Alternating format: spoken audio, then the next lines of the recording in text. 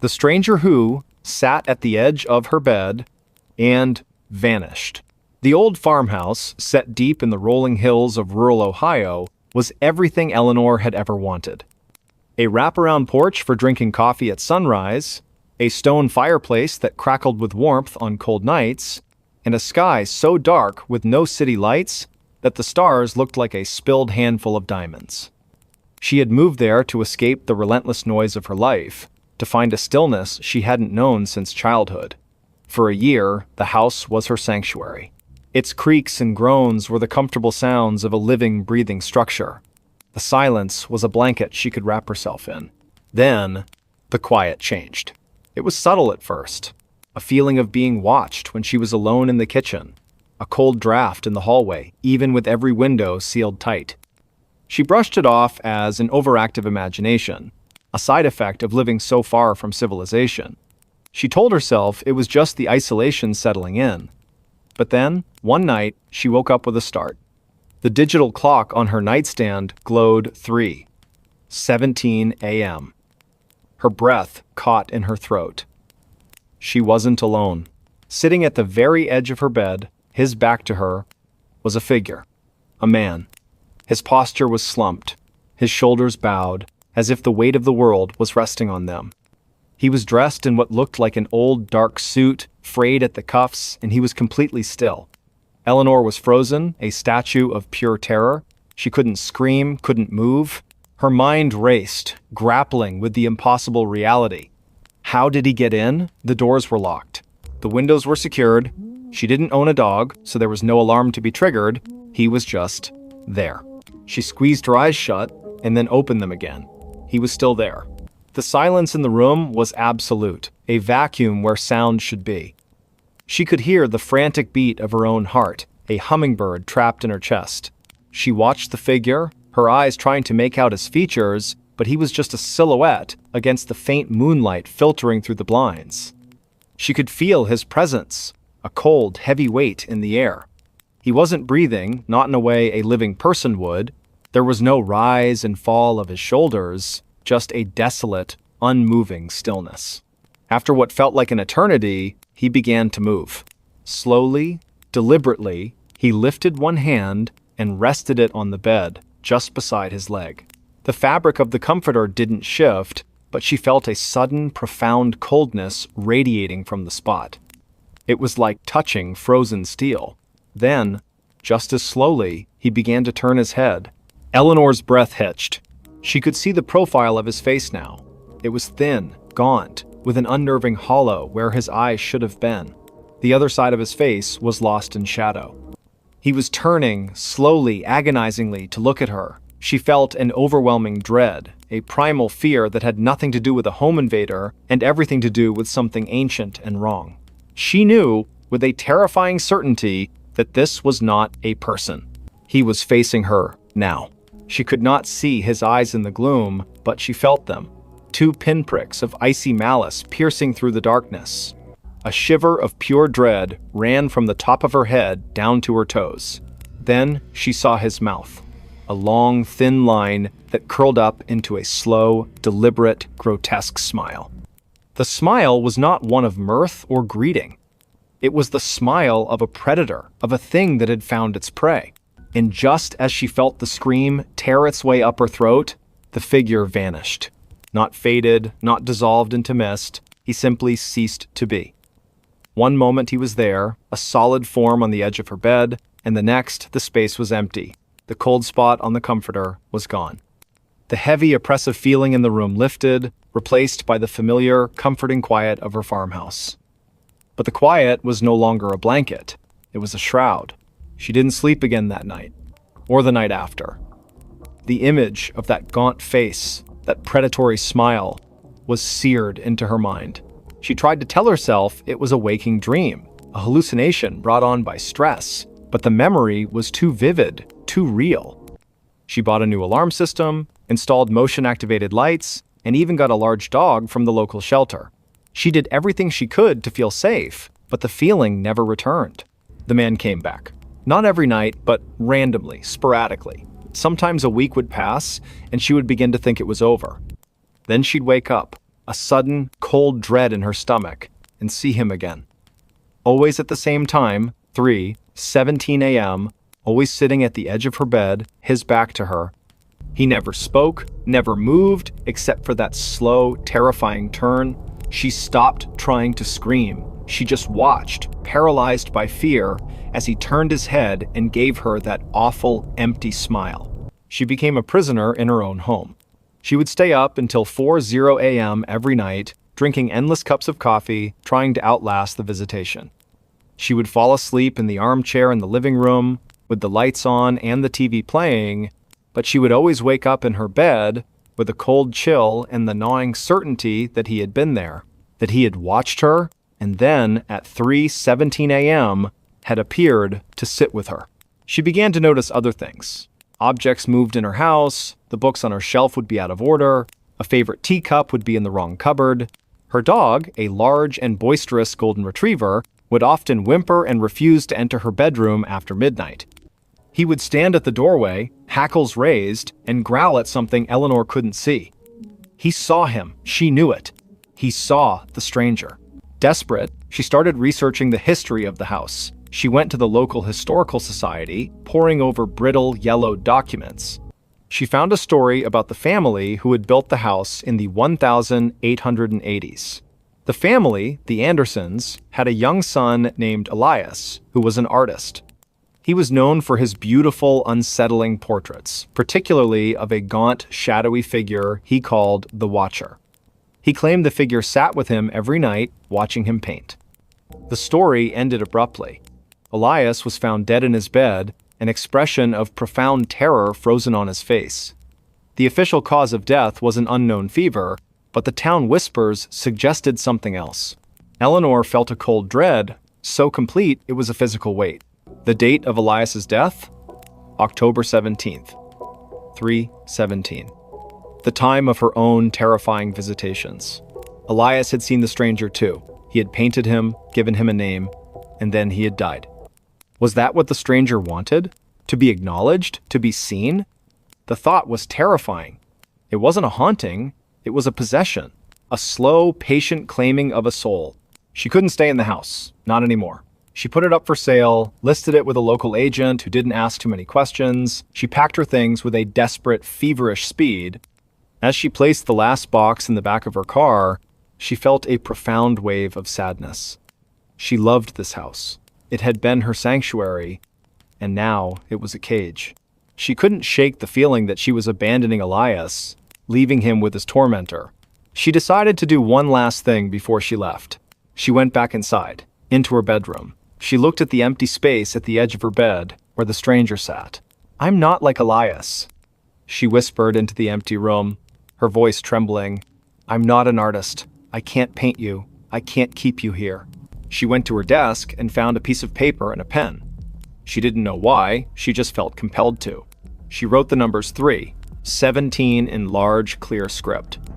And below it, she wrote, "I see you." She left the paper on the bedside table and walked out of the room, closing the door behind her. She didn't look back. She got in her car and drove away, the headlights illuminating the winding country road as she left the dark, silent house behind.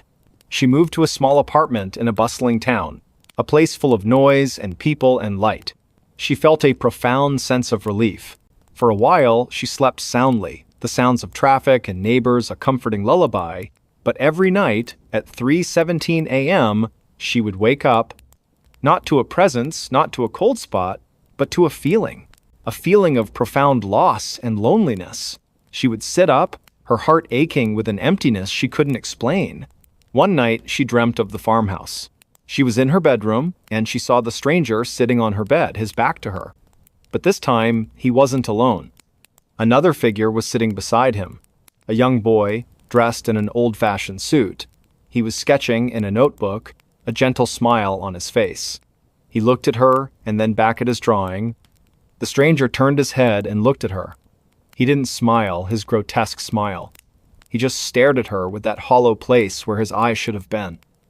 And then, slowly, he nodded. A single, clear gesture. He had found someone else, a companion, and he had let her go. She never saw the stranger again, The cold feeling at 3:17 a.m. faded over time, replaced by a quiet sense of closure. She often wondered what had happened to Elias, and why the stranger had chosen him, and then her. She realized, in the end, that it hadn't been an act of malice. It had been a slow, lonely companionship. The stranger had been looking for a friend, a kindred spirit, a fellow watcher of the night. And now, he had found one. She lived the rest of her life in the city, far from the quiet of the Ohio hills. But sometimes, when she was alone and the world was asleep, she would think about the farmhouse and the two figures who sat there in the dark, watching. She would think of the stranger who had come to her in the night, and of the peace she had given him with her simple words, and she would feel a sense of quiet gratitude. She was no longer a stranger to the dark. She was a survivor of it. Neighbors kept hearing an ice cream truck melody after midnight, always the same route, always the same time, yet no one ever saw a truck. And then, one of the kids disappeared. And hey, before we jump in, where are you watching from? And what time is it over there right now? I'm genuinely curious, so drop it down in the comments. All right, if you're ready, let's get into it. The Carter family moved into Maple Grove in June of 2011. It was a picture-perfect neighborhood in southern Ohio, tree-lined streets, well-kept lawns, kids riding bikes until the streetlights came on, the kind of place where people still waved to their neighbors and left their garage doors open on warm evenings. Tom and Rachel Carter had 2 kids. Emma was 8 years old, and her younger brother Michael had just turned 6. They loved their new house. It had a big backyard and a swing set that the previous owners had left behind. Within a week, Emma and Michael had already made friends with half the kids on the block. Everything felt normal, safe, unremarkable in the best possible way. Then came the first Tuesday night in July.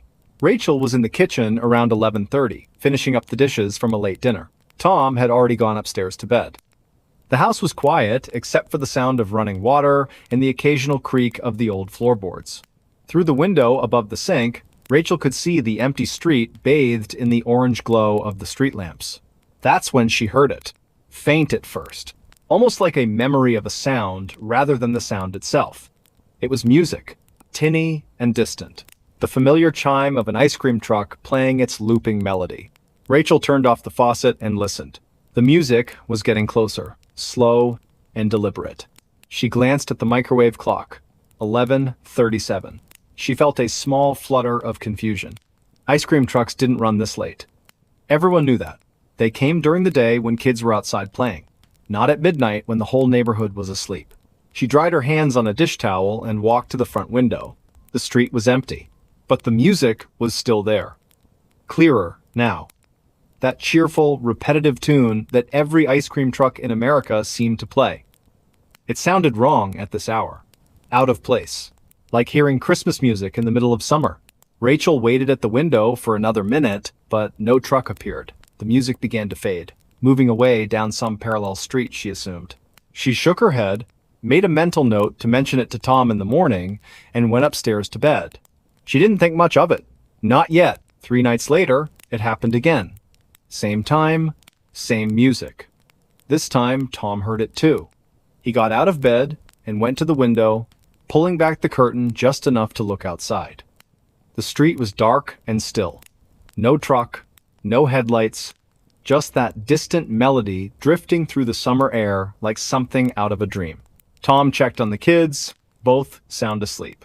He went back to bed and told Rachel it was probably just someone's radio or a prank, maybe a teenager driving around with the windows down playing the sound through their car speakers. Rachel agreed. It made sense, but neither of them could quite shake the strangeness of it. By the second week of July, other people in the neighborhood had heard it too. Diane Foster, who lived 4 houses down, mentioned it at the grocery store. She told Rachel she'd heard the ice cream truck music 3 nights in a row, always between 11:30 and midnight. Always moving through the neighborhood like it was searching for something. Diane said her husband Jeff had gone outside one night to see if he could spot it, but the street was empty. The music seemed to come from everywhere and nowhere at once. Another neighbor, an older man named Carl Brewer, said he'd heard it too. Carl had lived in Maple Grove for 30 years. He'd never heard an ice cream truck after dark. Not once. He said it gave him the creeps. By late July, the midnight ice cream truck had become a recurring topic of conversation. People started joking about it. Some said it was a ghost truck. Others laughed and said it was probably just a glitch with someone's security system or a cheap speaker left on by accident, but no one could explain why it happened so consistently. Same time, same routes, night after night. Then the joke stopped. On the night of August 2nd, a 9-year-old boy named Tyler Novak went missing. Tyler lived on Ashwood Drive, 2 streets over from the Carters.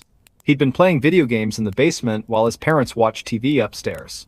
Around 10:15, his mother went down to tell him it was time for bed. Tyler wasn't there. The basement door that led to the backyard was open. Just a crack, enough to let in the warm night air. Tyler's mother called his name. No answer. She checked the backyard, the garage, the front yard. Nothing. By 10:30, she was panicking. By 11, the police were there. They searched the neighborhood all night.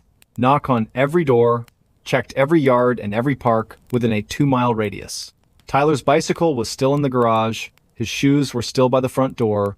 He'd left the house barefoot in his pajamas. He was gone. The next morning, flyers went up on every street lamp and telephone pole in Maple Grove. Tyler's face stared out from those flyers. Smiling. Freckled. Missing. And that night, the ice cream truck music played again. Rachel heard it at 11:42. She was lying in bed, unable to sleep. The sound drifted through the open window. That same cheerful melody. She felt her stomach tighten. Tom heard it too. He got up without a word and walked to the window. This time, he saw something. A shape moving down the street. Slow, deliberate. It was hard to make out in the dim light, but it looked like a van. White or maybe light gray. No headlights. It rolled past their house at a crawl, the music spilling out from somewhere inside. Tom's breath caught in his throat. The van stopped 3 houses down. The music continued playing. Tom watched as the vehicle sat there, idling silently. He couldn't see a driver. The windows looked dark, almost tinted. After about 30 seconds, the van began moving again. It turned at the corner and disappeared. Tom stood at the window for a long time after that. He didn't know what to think. Part of him wanted to call the police. But what would he even say? He saw a van playing ice cream truck music? That wasn't a crime. And with everything happening with Tyler Novak, the police had bigger things to worry about. But Tom couldn't shake the feeling that something was very wrong. The next day, he talked to Jeff Foster. Jeff said he'd seen the van too. 2 nights ago, same description. White van, no headlights, moving slow through the neighborhood after midnight. Jeff said he'd tried to follow it in his car, but by the time he got outside and started the engine, the van was gone. Jeff had a theory. He said he thought someone was casing the neighborhood, looking for easy targets, houses with unlocked doors or open windows, maybe even looking for kids. Tom felt his skin go cold. That evening, he made sure every door and window in the house was locked. He told Emma and Michael not to go outside after dark, not even into the backyard. Rachel thought he was being paranoid, but she didn't argue. Not with Tyler still missing. On August 5th, the police found something. A man walking his dog in the woods behind the elementary school discovered a small pile of children's clothes. Pajamas, a superhero t-shirt, cartoon character shorts. The clothes were folded neatly and placed on a flat rock just off the trail. There was no sign of Tyler. The discovery made the local news. Parents in Maple Grove started keeping their kids inside after dinner. Some families installed extra locks. A few people bought security cameras. The neighborhood that had felt so safe just 2 months ago now felt fragile, exposed. And every night, the ice cream truck music returned. It became a ritual, a haunting. The music would start sometime between 11:30 and midnight. It would drift through the streets, slow and deliberate, and then fade away into the distance. Some nights people saw the van, other nights they only heard the music, but it always came. Carl Brewer started keeping a log. He wrote down every night he heard the music and every detail he could remember. He noted the time, the direction it came from, and how long it lasted. By mid-August, he had pages of notes. He took them to the police. The police were polite but dismissive. They said they'd look into it, they said they appreciated Carl's diligence, but they didn't seem particularly concerned. One officer suggested it might be a local teenager pulling a prank. Another said it was probably unrelated to Tyler's disappearance. Carl didn't believe them. He started talking to other neighbors, gathering stories. He found out that people had been hearing strange things for longer than anyone realized. A woman on Birch Street said she'd heard the music back in May. Another family said they'd heard it in April. Each time, it was the same. Late at night, no truck in sight, just that eerie, looping melody. Carl also discovered something else. 6 years earlier, in 2005, there had been another missing child case in a town about 40 miles away. A 7-year-old girl named Sophie Moreno had vanished from her front yard one evening in late summer. She'd been playing with sidewalk chalk while her mother made dinner. When her mother came outside 10 minutes later, Sophie was gone. The case went cold. No leads, no suspects, no body. But several neighbors reported hearing ice cream truck music the night Sophie disappeared. Music that played well after dark. Music that didn't match any truck in the area. Carl brought this information to the police. This time, they listened. They pulled the old case files. They started making connections. 2 missing children, both in the summer, both in quiet neighborhoods, both with reports of late-night ice cream truck music. The investigation expanded. On August 19th, Emma Carter woke up at 2 in the morning. She didn't know why at first. Then, she heard it. Music. Faint and distant, but unmistakable. The ice cream truck melody. She got out of bed and walked to her window. The street outside was dark and still. She pressed her face against the glass and looked down the block. The van was there. It was parked directly under a street lamp about 5 houses away. White, old-looking. The music was coming from inside. Emma could see the shape of someone sitting in the driver's seat. Just sitting there. Not moving. She felt afraid. Then, the person in the van turned their head, slowly, deliberately, and looked right at her window. Emma stumbled backward. Her heart was hammering in her chest. She wanted to scream, but no sound came out. She ran to her parents' room and shook her mother awake. Rachel bolted upright. Emma was pale and shaking. She could barely get the words out. Rachel grabbed Tom, and the 3 of them went to Emma's window. The van was gone, but the music was still playing. Farther away now, fading. Tom called the police. This time, he didn't care how it sounded. He told them everything. The van, the music, the way it had been parked outside their house. The officer on the phone took his information and said they'd send someone to patrol the area. 2 police cars drove through Maple Grove that night. They didn't find anything. The next day, the neighborhood held an emergency meeting at the community center. Nearly every family showed up. People were scared, angry. They wanted answers. They wanted protection. The police chief attended the meeting and tried to reassure everyone. He said they were doing everything they could. He said they had increased patrols. He said there was no evidence linking the ice cream truck music to Tyler's disappearance. But people didn't feel reassured. That night, a group of fathers from the neighborhood organized a watch. They took shifts driving around the streets between 11 and 2 in the morning. They carried flashlights and cell phones. They communicated via a group text chain. If anyone heard the music, they were supposed to report it immediately. At 11:53, Jeff Foster sent a message to the group. Music on Birch Street. White van heading south. 3 cars converged on the location. Tom Carter was one of them. He drove down Birch Street with his high beams on, scanning every driveway and side street. The music was audible even through his closed windows. That same cheerful tune. It sounded wrong. Corrupted. Then he saw it. The van was turning onto Oakwood Avenue. Tom accelerated and followed. The van moved slowly, like it wasn't trying to escape, like it didn't care that it was being followed. Tom got close enough to read the license plate.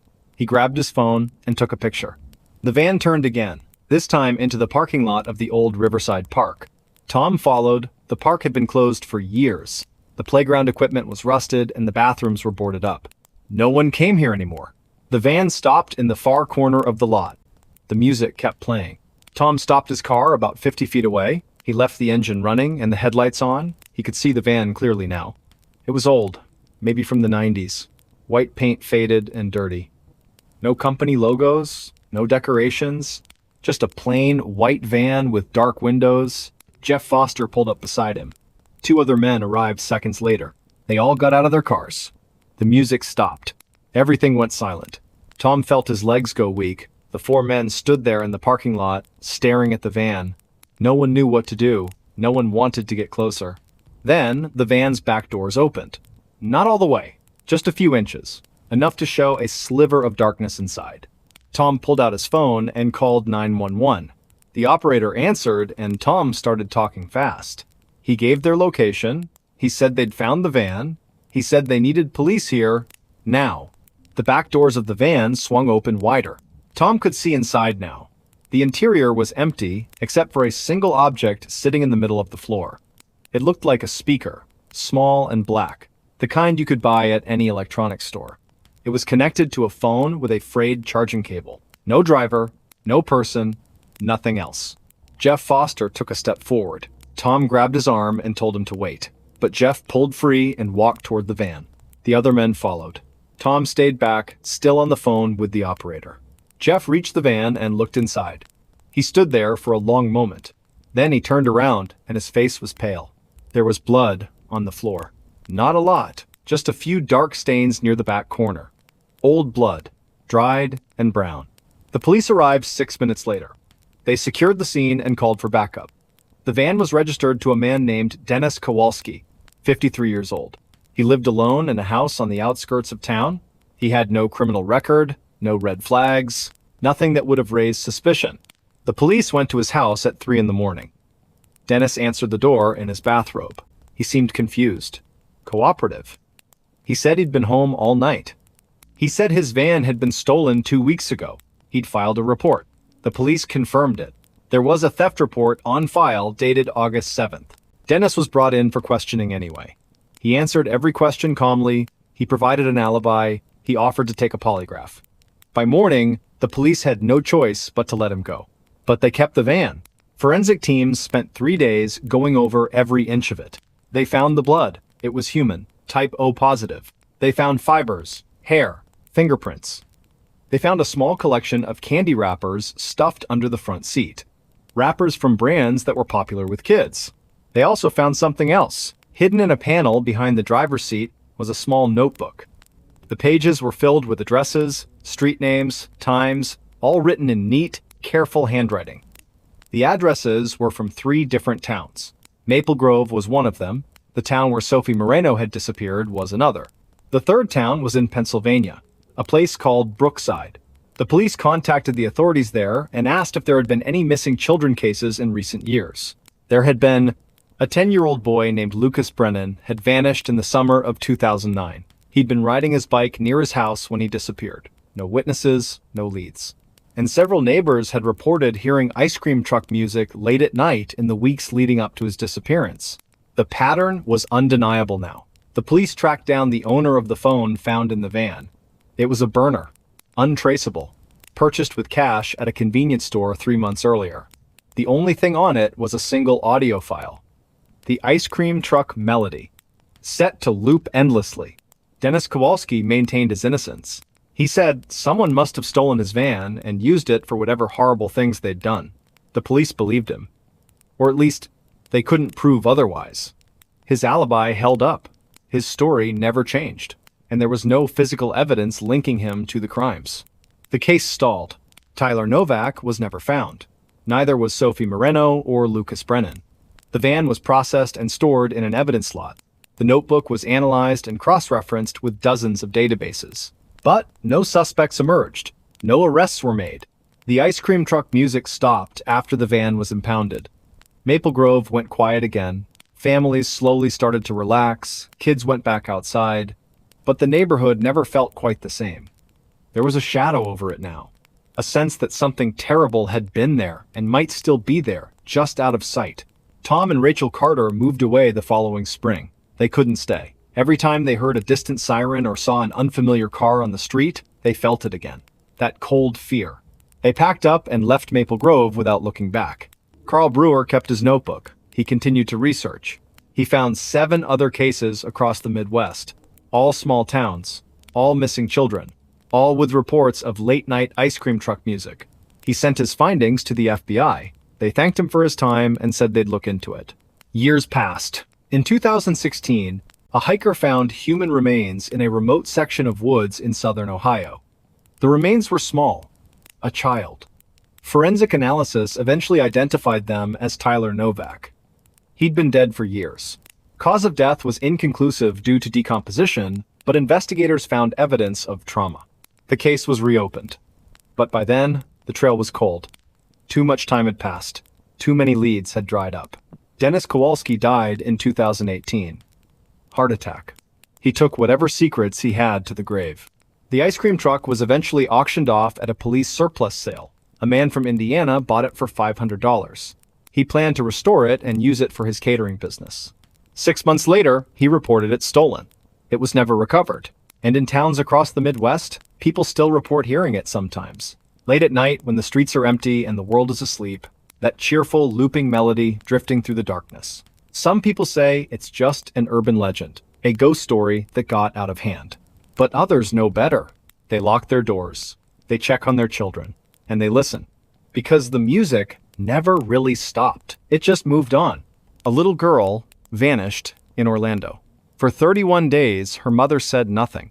And when the truth finally appeared, it shocked the entire country. 10-second opening short, slow, natural. Before we begin, let's settle in. Where are you watching from, and what time is it there right now? So, let's start from the beginning. The morning of June 16th, 2008, started like any other morning in Orlando, Florida. The sun rose over the suburbs, children played in backyards, families gathered for breakfast, but inside one small house on Hope Spring Drive, something had already gone terribly wrong. Casey Anthony was 22 years old that summer. She lived with her parents, George and Cindy Anthony, in a quiet neighborhood where everyone knew everyone else.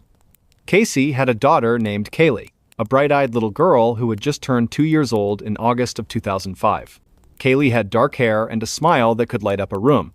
She was the kind of child who brought joy to everyone she met.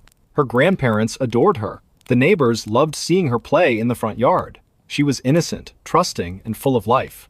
But on that June morning, Kaylee Anthony was nowhere to be found. For 31 days, Casey told no one that her daughter was missing. 31 days passed while she went to parties, got a tattoo that read Bella Vita, and stayed with her boyfriend, Tony Lazzaro. She posted photos on social media, smiling at the camera, living what appeared to be a carefree life. During those 31 days, her parents asked about Kaylee repeatedly. Casey had an answer every time. "The little girl was with the nanny," she said. A woman named Zenaida Fernandez Gonzalez was watching her. Casey called her Zanny the nanny. Sometimes she said they were at the beach, other times she claimed they went to Disney World or were staying with friends. Everything seemed fine on the surface. But beneath that surface, something dark was festering. Cindy Anthony grew suspicious as the days wore on. She had not seen her granddaughter in over a month. Every time she asked, Casey had another excuse. The nanny took Kaylee to the beach. They went to the theme park. They were at a friend's house. The lies piled up like stones in a well, each one sinking deeper into darkness. Cindy tried calling Casey constantly, demanding to speak to Kaylee. Casey always had a reason why that was not possible. The child was sleeping. They were in a noisy place. The phone battery was dying. George Anthony, Casey's father, also sensed something was wrong. He was a former police officer who had worked in law enforcement for years before retiring. His instincts told him that his daughter was hiding something, but he wanted to believe her. He wanted to trust that his granddaughter was safe and happy somewhere with this mysterious nanny. On July 15th, 2008, Cindy finally had enough. She had received a letter from a towing company saying that Casey's car had been impounded from an apartment complex parking lot. The car had been sitting there for weeks, abandoned. When Cindy and George went to pick up the vehicle, a horrific smell hit them the moment the trunk was opened. George had been a police officer years before. He recognized that smell instantly. It was the unmistakable odor of human decomposition. A quiet moment passed. Cindy drove the car home anyway. She cleaned it. She tried to convince herself that the smell came from rotting garbage in the trunk. She found a bag of trash and focused on that explanation. But deep down, she knew better. That evening, after calling Casey's friends and getting nowhere, she tracked her daughter down at Tony Lazzaro's apartment and dragged her home. The confrontation that followed would change everything. "Where is Kaylee?" Cindy demanded. Casey repeated the same story she had been telling for weeks. The nanny had her, but this time, Cindy would not accept that answer. She grabbed the phone and called 911. On that call, which would later be played in courtrooms across the country, Cindy said something chilling. She told the operator that her daughter's car smelled like there had been a dead body in it. She also stated that she had not seen her granddaughter in 31 days and that her daughter had given her nothing but lies. The police arrived at the Anthony home that night. They questioned Casey for hours. Her story began to unravel immediately. She claimed that Zenaida Fernandez Gonzalez, the nanny, had kidnapped Kaylee 31 days earlier from a park. She said she'd been conducting her own investigation, trying to find her daughter on her own. She gave police an address where the nanny supposedly lived at the Sawgrass Apartments. When officers went to check, they found an empty apartment that had been vacant for months. No one by that name had ever lived there. Nothing Casey said could be verified. The phone numbers she provided did not exist. The people she named could not be found or had never met Kaylee. Her place of employment, Universal Studios, where she claimed to work as an event coordinator, had no record of her ever being employed there. In fact, Casey had been fired from Universal years earlier. Everything was a lie built upon another lie. When detectives took her to Universal to show them her office, she led them through the hallways before finally admitting she did not work there. She had made it all up. As investigators dug deeper, they discovered something even more disturbing. Casey's internet search history from March of 2008 showed searches for terms like chloroform, how to make chloroform, and neck breaking. She had also searched for information about household weapons. Someone using her computer had visited a website about chloroform 84 times. These searches had been conducted in the months before Kaylee disappeared. The computer forensics revealed a pattern of someone researching ways to sedate or harm another person.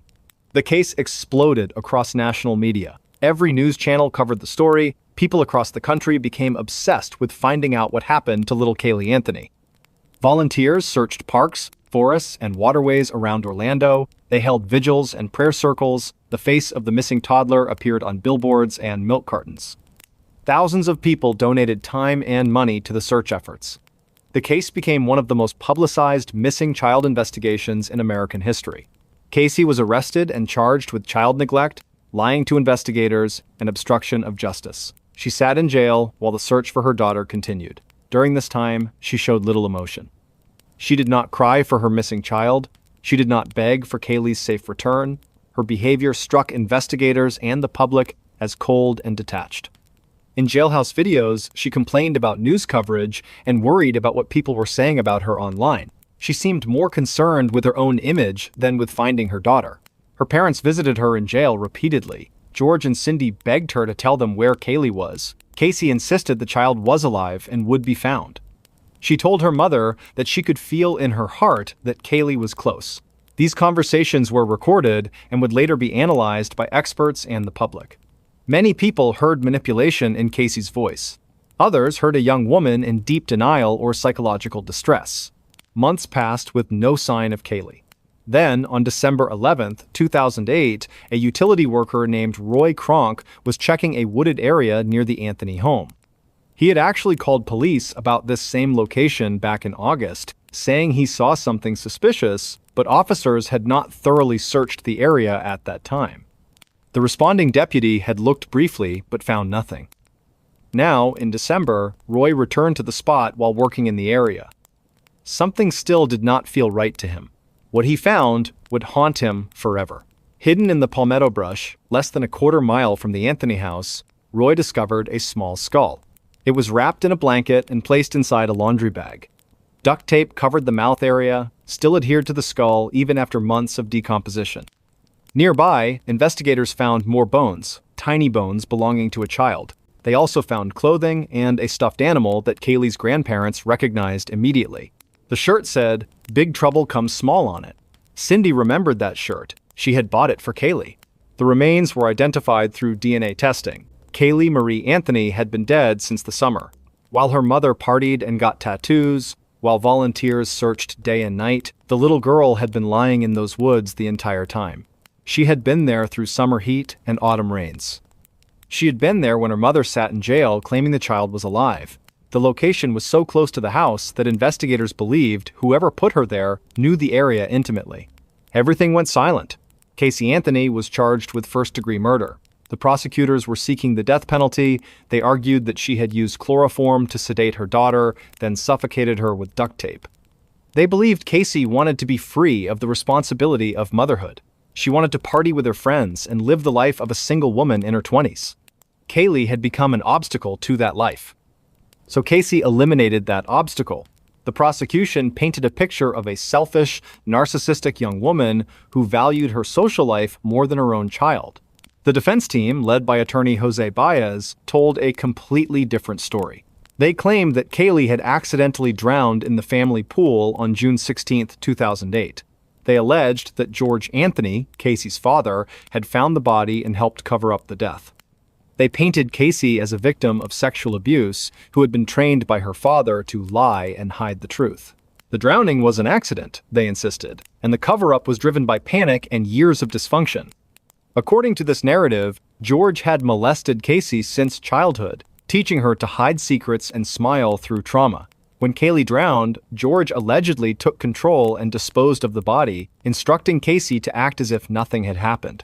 The trial began in May of 2011. It lasted 6 weeks and captivated the nation. Millions of people watched the proceedings on television, major networks provided gavel-to-gavel coverage.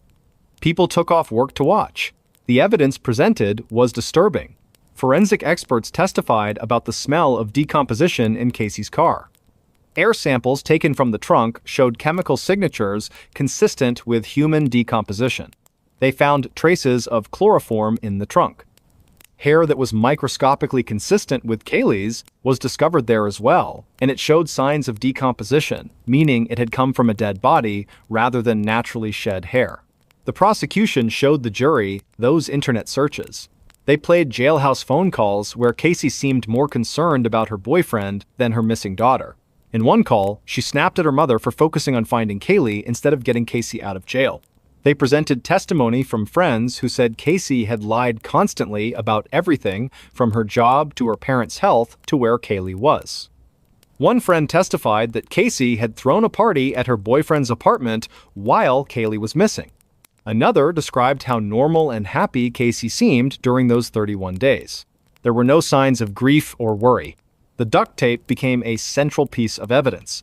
Prosecutors argued that 3 pieces of tape had been placed over Kaylee's nose and mouth, forming a death mask. The tape was from a roll found at the Anthony home. It had been placed there deliberately to suffocate the child. But the defense countered that the tape could have been placed on the body after death, possibly by someone staging the scene. They brought in experts who questioned whether the tape had actually been on the face at all, suggesting it might have moved during decomposition. But the defense created reasonable doubt. They pointed out that the cause of death could not be determined because the body had decomposed so severely. The medical examiner ruled the manner of death as homicide, but could not say exactly how Kaylee died. No chloroform was found in the remains. No physical trauma was visible on the bones. The defense challenged the forensic evidence, bringing in their own experts to dispute the prosecution's claims. One defense expert said the air sample testing was junk science. Another claimed the hair evidence was inconclusive. They reminded the jury that no one actually saw what happened to Kaylee on June 16, 2008. Jose Baez delivered a powerful closing argument. He told the jury that Casey was a flawed person, a liar, but not a murderer. He said the state had not proven how Kaylee died or who killed her. He hammered on the lack of physical evidence directly tying Casey to murder.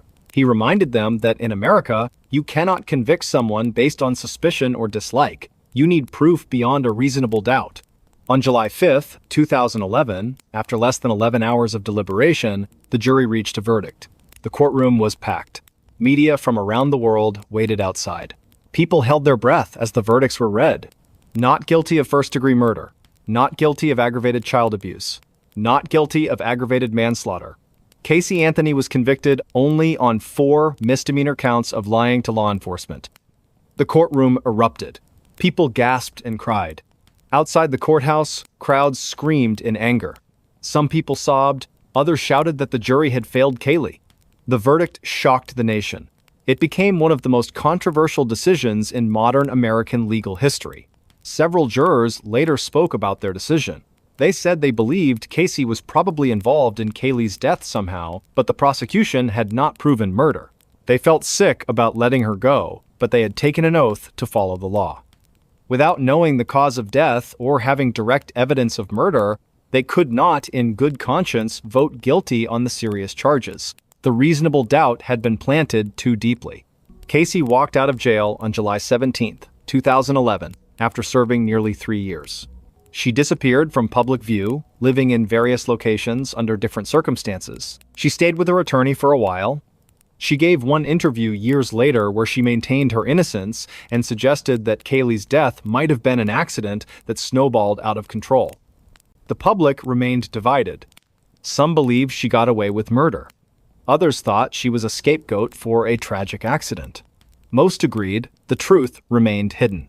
The case remained one of the most controversial verdicts in American legal history. It sparked debates about the justice system, media coverage of trials, and the burden of proof in criminal cases. Law schools studied it, television shows analyzed it, books were written about it, everyone had an opinion. Kaylee Marie Anthony would have been 17 years old today. She never got to grow up, never went to her first day of school, never celebrated another birthday. She was 2 years old when her life ended in the summer of 2008. Her death occurred in a home where she should have been safe, protected by the people who were supposed to love her most. What really happened in that house on Hope Spring Drive may never be fully known. The only certainty is that a little girl died and someone knows the truth. Whether justice was served remains a question that divides people to this day. The case of Kaylee Anthony stands as a reminder that sometimes the darkest crimes happen in the brightest suburban neighborhoods, and sometimes the truth stays buried even when the secrets are finally exposed. The system is designed to protect the innocent, but sometimes that same system lets the guilty walk free. The story does not end with a neat conclusion because the truth never emerged. There was no confession, no final revelation, no moment of justice that satisfied the millions who followed the case. There was only a little girl's remains found in the woods, a mother who showed no grief, and a jury that could not convict without certainty. The rest is speculation, anger, and a haunting question that will never be answered. In December 2009, Susan Powell vanished from her Utah home without a trace. What began as a simple missing person case soon uncovered something far darker: a husband's obsession, a father's twisted desires, and a family destroyed by secrets no one saw coming.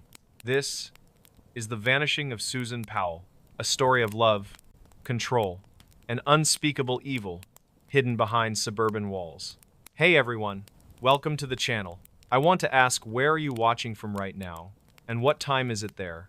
Drop it in the comments. I want to see how far this story reaches. Now let's begin the story. In the quiet suburban streets of West Valley City, Utah, the winter of 2009 began like any other. Families decorated their homes with Christmas lights. Children played in the snow, and life moved forward with predictable routine.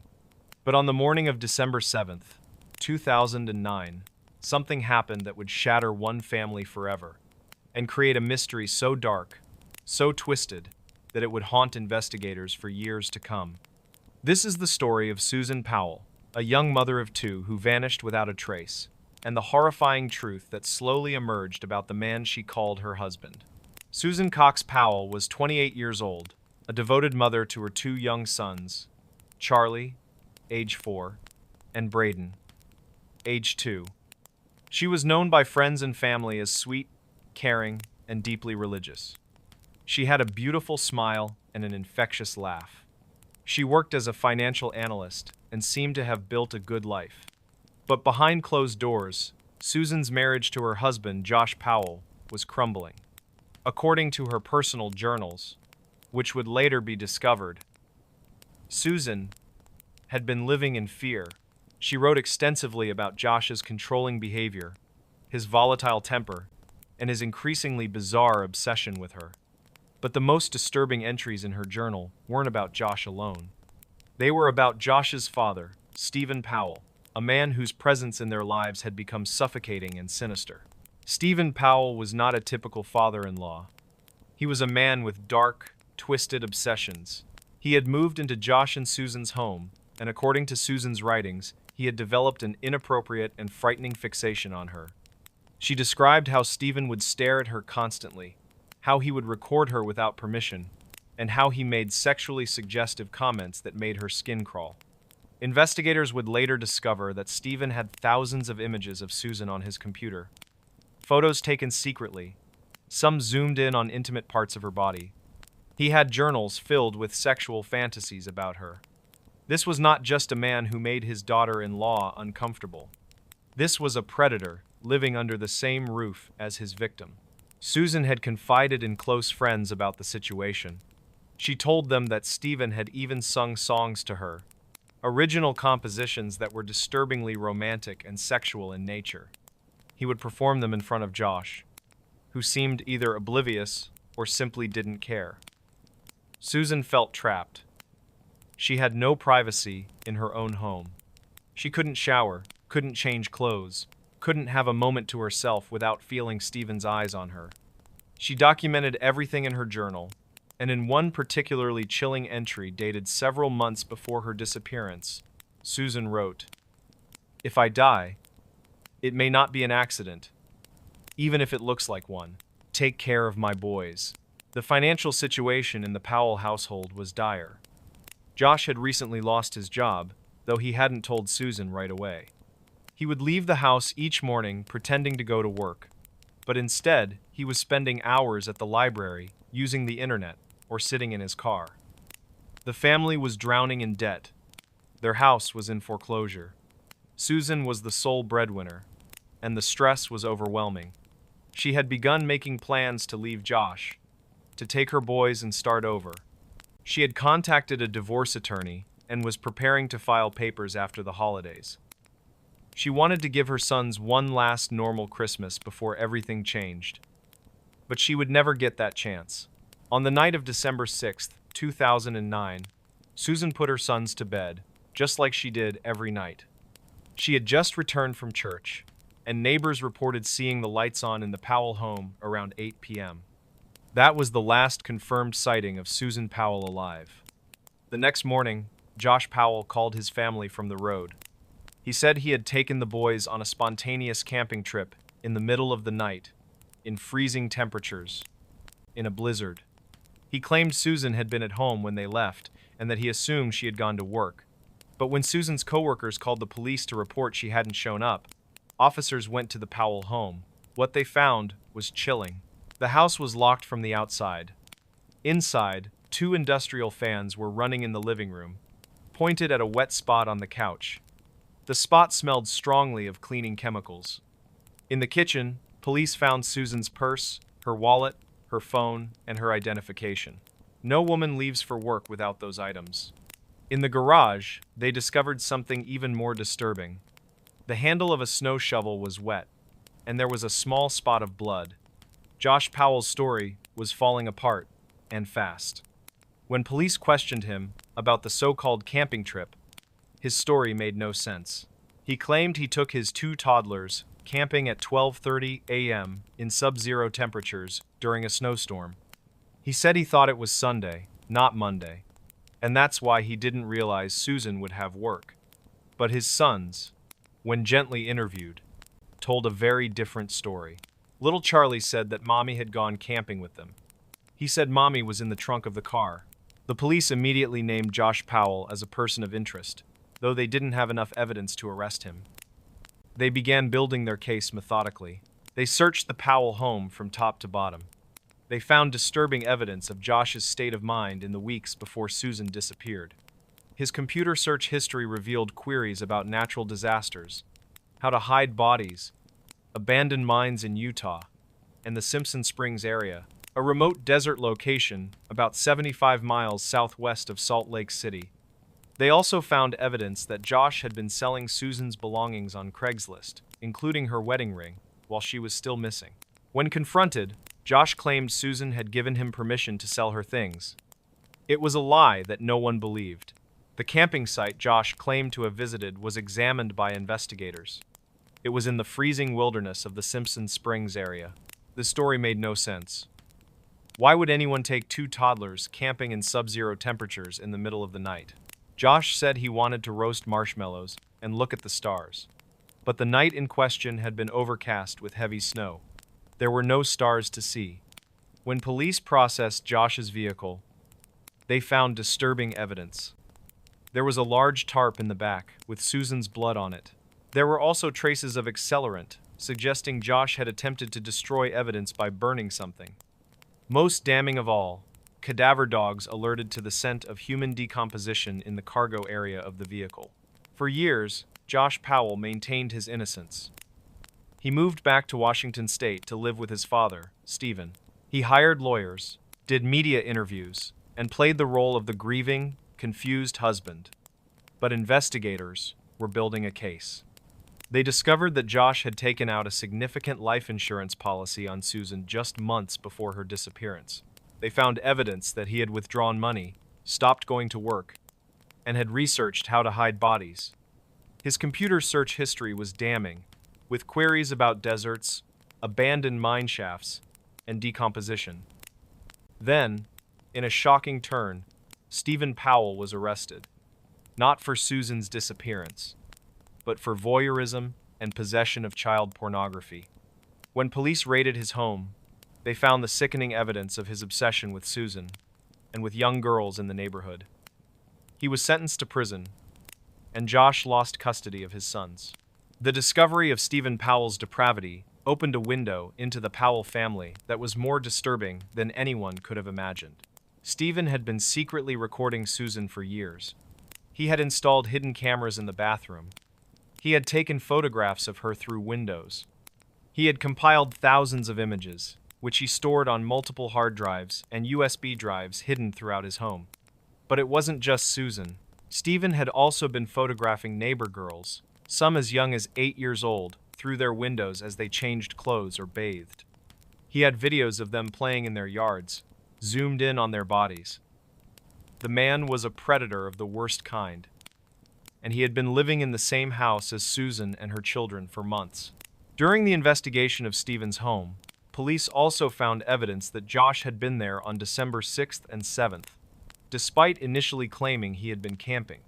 Cell phone records showed his phone pinging off towers near his father's house in Washington, over 800 miles away, on December 7th. This was a critical piece of evidence. It meant Josh had lied about his timeline. It meant he had driven through the night, possibly with Susan's body, to dispose of evidence. Investigators began searching mining areas between Utah and Washington, focusing on abandoned mine shafts that matched Josh's internet searches. They found nothing. Susan's body remained missing. The boys, Charlie and Braden, were placed in the care of Susan's parents, Chuck and Judy Cox. The Coxes were devastated by their daughter's disappearance, but they threw themselves into caring for their grandsons. The boys were traumatized. They had nightmares. They would ask where Mommy was. And slowly, in the safety of their grandparents' home, they began to reveal pieces of what had happened that night. Charlie told his grandparents that Mommy and Daddy had a big fight. He said Daddy hurt Mommy. He said they went on a trip and Mommy was in the trunk and she didn't wake up. These statements were heartbreaking, but they weren't enough for prosecutors to charge Josh Powell with murder. They needed a body. They needed more evidence. And Josh knew it. Social workers arranged supervised visits for Josh to see his sons, hoping that one day he might tell the truth about what happened to their mother. But Josh Powell had other plans. In the months leading up to February 2012, Josh's behavior became increasingly erratic. He sold his possessions. He sent goodbye emails to family members. He wrote letters to his pastor. He was preparing for something, and the people around him were growing concerned. On February 5th, 2012, a social worker named Elizabeth Griffin Hall brought Charlie and Braden to Josh's rental home for a scheduled visit. The moment the boys ran up to the door, excited to see their father, Josh let them inside and then slammed the door in Elizabeth's face, locking it. She immediately smelled gasoline.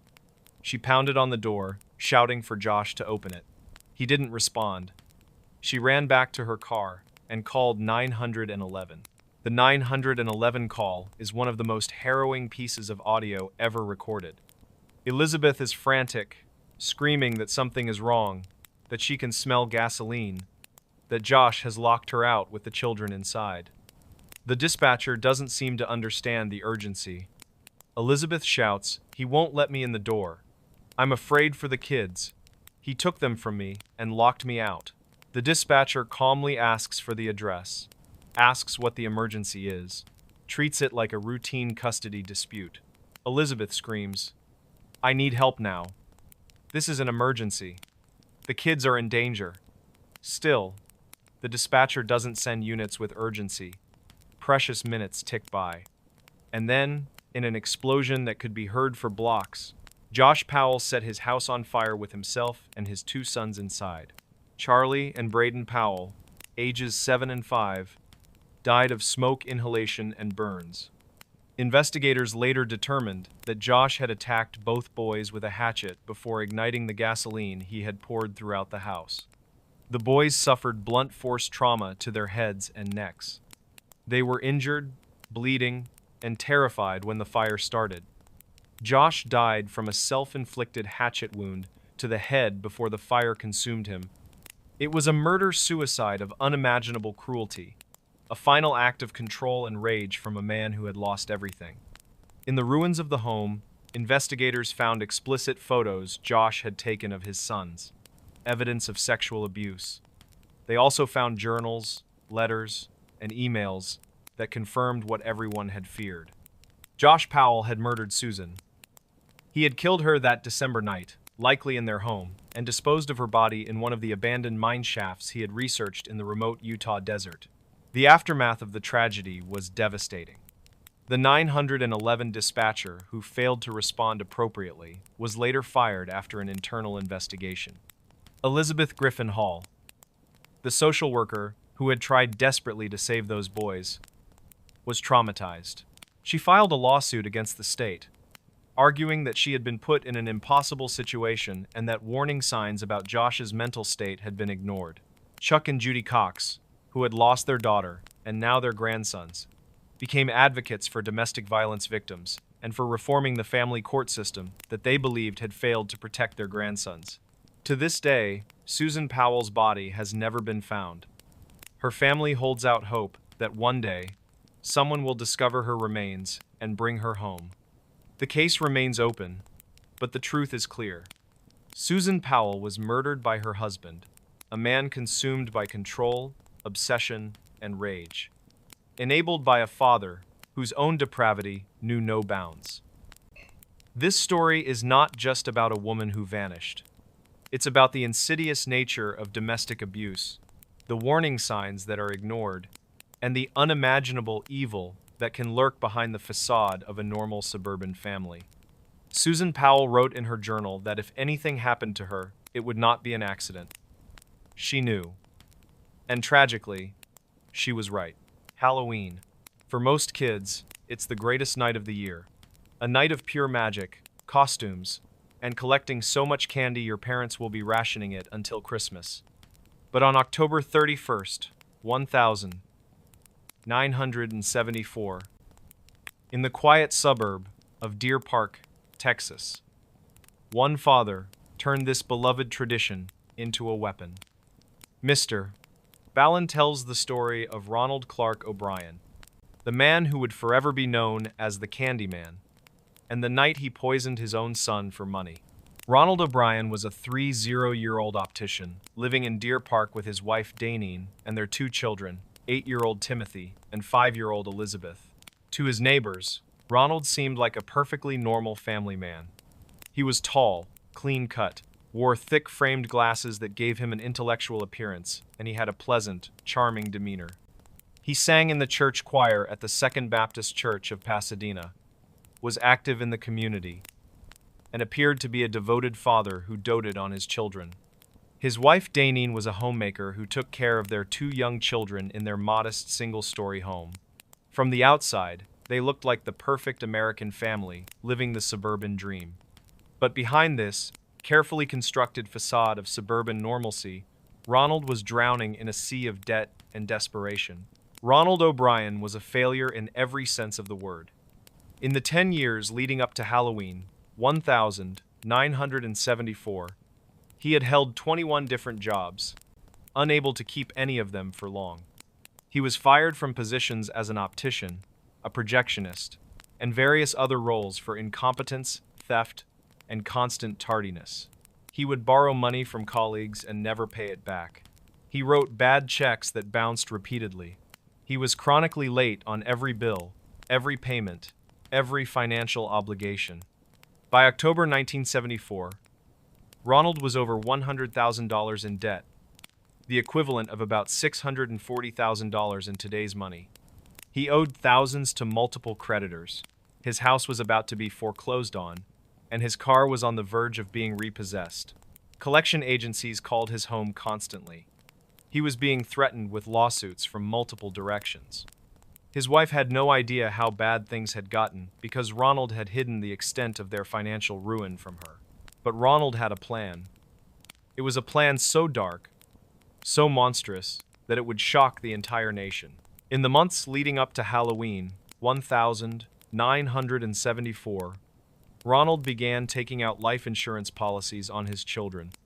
He purchased policies from multiple companies, using different agents so no single person would realize the total amount of coverage he was accumulating. By October, he had over $60,000 in life insurance policies on Timothy and Elizabeth, with himself listed as the sole beneficiary. Some of these policies had been purchased as recently as January of that year. Others were taken out mere weeks before Halloween. Ronald even called insurance companies to ask specific questions about how quickly beneficiaries typically receive payouts after a death, and whether there would be any delays if the death was accidental versus natural causes. These calls would later become crucial evidence against him. On Halloween night 1974, Ronald took Timothy and Elizabeth trick-or-treating, along with two neighborhood friends, 10-year-old Mark Bates and 11-year-old Mark Donahoe, and Mark Donahoe's father, Jim Bates. The group met up around 7 o'clock in the evening as the sun was setting, casting long orange shadows across the suburban streets. The children were excited, their pillowcases and plastic pumpkin buckets ready to be filled with candy. Timothy was dressed as a Planet of the Apes character, his favorite movie at the time. Little Elizabeth wore a cheerful costume, and the neighborhood children were dressed in the typical assortment of ghosts, witches, and superheroes.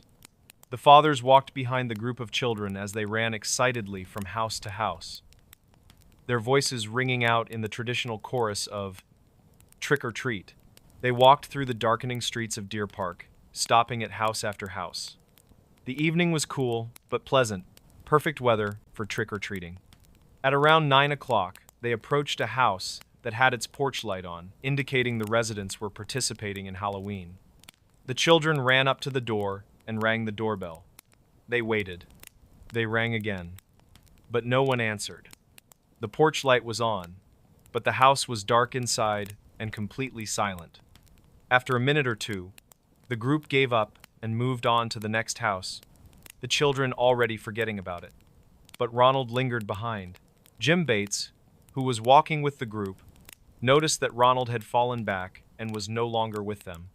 When Ronald caught up with the group a few minutes later, he was carrying 5 pixie sticks, those long paper tubes filled with colorful, sweet, and sour powder that kids loved in the 1970 seconds.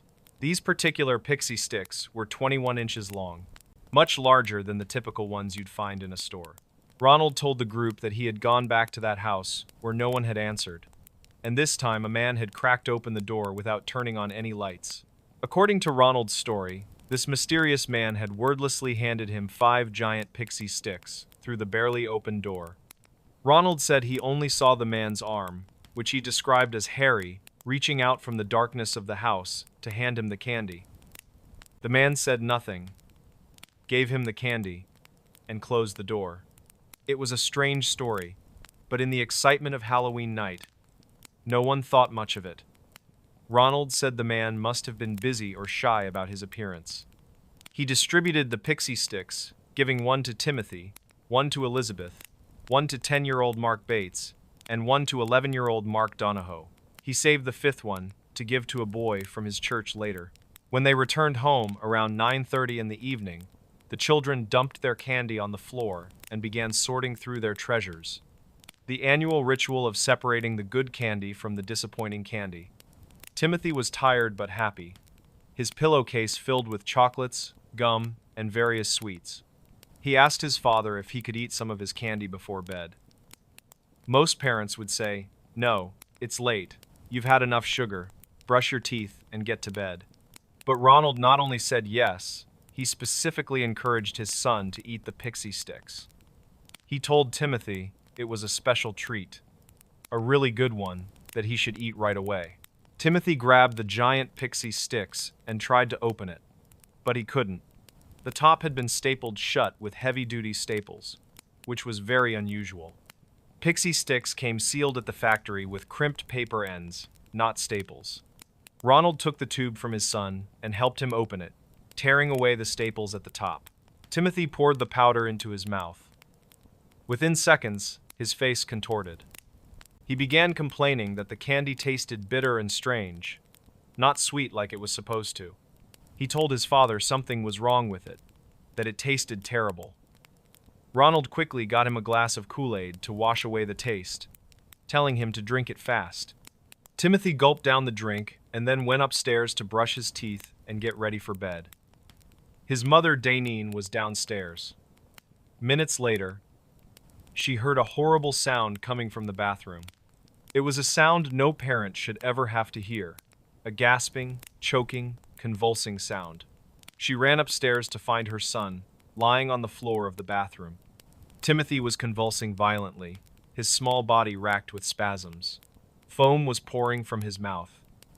He was vomiting and gasping desperately for air, his eyes wide with terror and confusion. Danine screamed for Ronald. They called an ambulance, and Ronald began performing CPR on his son. But Timothy's lips were already turning blue. The ambulance arrived within minutes and rushed Timothy to the hospital. But by the time they reached the emergency room, 8-year-old Timothy O'Brien was dead. He had died less than an hour after eating the pixie sticks his father had given him. The cause of death was not immediately clear.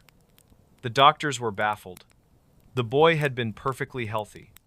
He had no known allergies, no medical conditions. He had simply eaten some Halloween candy and collapsed.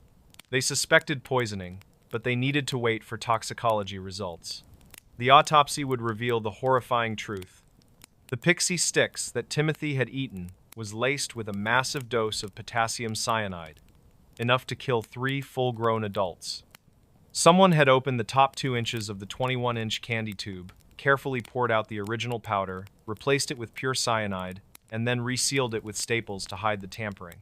Whoever had done this knew exactly what they were doing. This was not a random act. This was premeditated murder. The police immediately began investigating, and their focus quickly turned to the story Ronald had told about the house where he claimed to have received the candy. Ronald was cooperative, even helpful. He volunteered to take the police to the house and help them identify it. But there was a problem. Ronald led police to the home 3 separate times over the course of the investigation, and each time he pointed to a different house. He seemed confused about which house it had been, despite the fact that it had only been a few days since Halloween. Finally, they settled on a specific home. The house belonged to a man named Courtney Melvin, an air traffic controller at William P. Hobby Airport. Police interviewed Melvin and investigated his background thoroughly. But Melvin had an ironclad alibi. Over 200 people, including his supervisor, co-workers, and time-stamped records, confirmed that Courtney Melvin had been at work at the airport from the afternoon of October 31st until 11 o'clock that night. He had been in the control tower managing air traffic during the exact time trick-or-treaters would have been at his house. He couldn't possibly have been the one who gave Ronald the candy. In fact, Melvin's house had been completely dark on Halloween night because no one was home. He and his wife didn't participate in Halloween that year specifically because they knew they'd both be at work. The mysterious, hairy-armed man who handed out poison in the dark didn't exist. Ronald had made him up. As detectives dug deeper into Ronald's life, they discovered a financial motive so obvious it was shocking.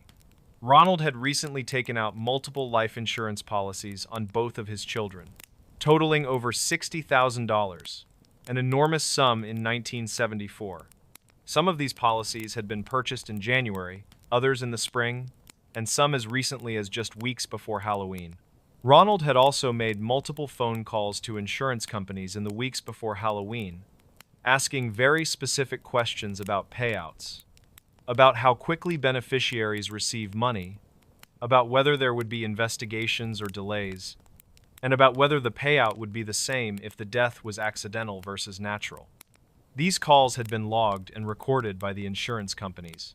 The police were able to recover the other 4 pixie sticks that Ronald had distributed that Halloween night.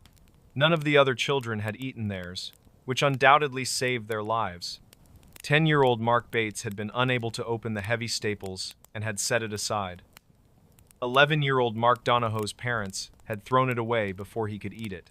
Elizabeth's was found still in her trick-or-treat bag, unopened. The 5th pixie sticks, which Ronald had given to a boy from church, was also recovered. When police tested all 5 tubes, they found that every single one had been tampered with in the exact same way. All 5 had been opened, emptied, filled with lethal doses of potassium cyanide, and resealed with staples. This meant that Ronald's plan had been to kill multiple children to make it look like the work of a random madman, a Halloween psychopath who was randomly poisoning candy. But only Timothy, Ronald's own son, the one with the life insurance policies, had been specifically encouraged by his father to eat the candy before bed. When police investigated where the cyanide had come from, they discovered that Ronald had been asking colleagues and acquaintances about where to buy cyanide in the weeks before Halloween. He had told people he needed it to kill rodents at work. One chemical supply company confirmed that a man matching Ronald's description had inquired about purchasing potassium cyanide, but had not completed the transaction when told he would need to fill out paperwork and provide identification. The most damning testimony came from Ronald's own family members. His sister-in-law and brother-in-law told police something that made their blood run cold. They said that on the day of Timothy's funeral, while the family was still grieving, while Daneen was sobbing over the loss of her child, Ronald had already begun talking casually about the insurance money. He discussed how he would use the payout to take a long vacation, buy a new car, and purchase luxury items. He seemed not grief-stricken, but excited about his sudden windfall. His wife, Daneen, shattered his defense when she testified at trial. She told the court that Timothy had not chosen the pixie sticks on his own, or asked for it specifically. Ronald had specifically selected it from Timothy's candy bag and insisted that his son eat it right away before bed, which was completely out of character. She also testified that Ronald had seemed strangely calm and unsurprised when Timothy collapsed, and that his performance of CPR had seemed almost theatrical, like he was going through the motions for show. The evidence was overwhelming. Ronald Clark O'Brien had murdered his own 8-year-old son in cold blood for insurance money, using Halloween as his cover. He had tried to make it look like the work of a random madman, exploiting every parent's worst fear about poisoned Halloween candy to disguise his own monstrous crime. His plan had been to kill multiple children to disguise his true target, his own flesh and blood, the boy who called him daddy and trusted him completely. On June 3rd, 1975, it took a jury only 46 minutes to find Ronald O'Brien guilty of capital murder and 4 counts of attempted murder. He was sentenced to death. During his time on death row at the Ellis Unit in Huntsville, Texas, he maintained his innocence, claiming he was the victim of the same urban legend he had tried to exploit. He even suggested that perhaps his son had somehow gotten the poisoned candy from someone else, despite all evidence pointing directly to him. But no one believed him. The evidence was too clear, the motive too obvious, the planning too deliberate. On March 31st, 1984, nearly 10 years after he murdered his son, Ronald Clark O'Brien was executed by lethal injection at the Texas State Penitentiary in Huntsville. Outside the prison, a crowd of 300 people gathered, many of them wearing Halloween costumes in a macabre display. Some people were handing out pixie sticks to reporters in a grim celebration of justice. People carried signs that read "Trick or Treat" and counted down the final minutes of his life. When Ronald was pronounced dead at 12:48 a.m., the crowd outside erupted in cheers. Ronald O'Brien's crime had a lasting impact that reached far beyond his own family and changed American culture forever. Before 1974, Stories of poisoned Halloween candy were just that. Stories. Urban legends, with no basis in reality. Parents would tell children to be careful, but it was mostly superstition. There had never been a verified case of a stranger randomly poisoning Halloween candy. But after Timothy O'Brien's murder, those fears became real. Parents across America began inspecting their children's candy with paranoid intensity. Hospitals started offering free X-ray services on Halloween night to check treats for hidden razors or needles. Many neighborhoods began organizing supervised trick or treating events in community centers instead of door-to-door visits. Some communities banned trick or treating altogether. The carefree innocence of Halloween in America was forever changed. Ronald O'Brien earned a nickname that would outlive him and become part of true crime folklore: the Candyman. And more specifically, the man who killed Halloween. The most horrifying part of this story is not that it happened on Halloween, or that it involved poisoned candy, or even that the victim was a child. The most horrifying part is that the monster in this story was not a stranger lurking in the shadows, not some unknown predator taking advantage of the holiday's chaos. The monster was a father who looked his own son in the eye, helped him open a piece of candy he knew was filled with poison, watched him eat it, and then acted surprised when the poison did exactly what he knew it would do. Timothy O'Brien trusted his father completely, the way all children trust their parents. He had no reason not to, and that trust, that pure, innocent trust, was repaid with murder. Before we begin, tell me where you're watching from, and what time it is there, because time matters on this road. If you like your stories strange, dark, and mysterious, you're in the right place.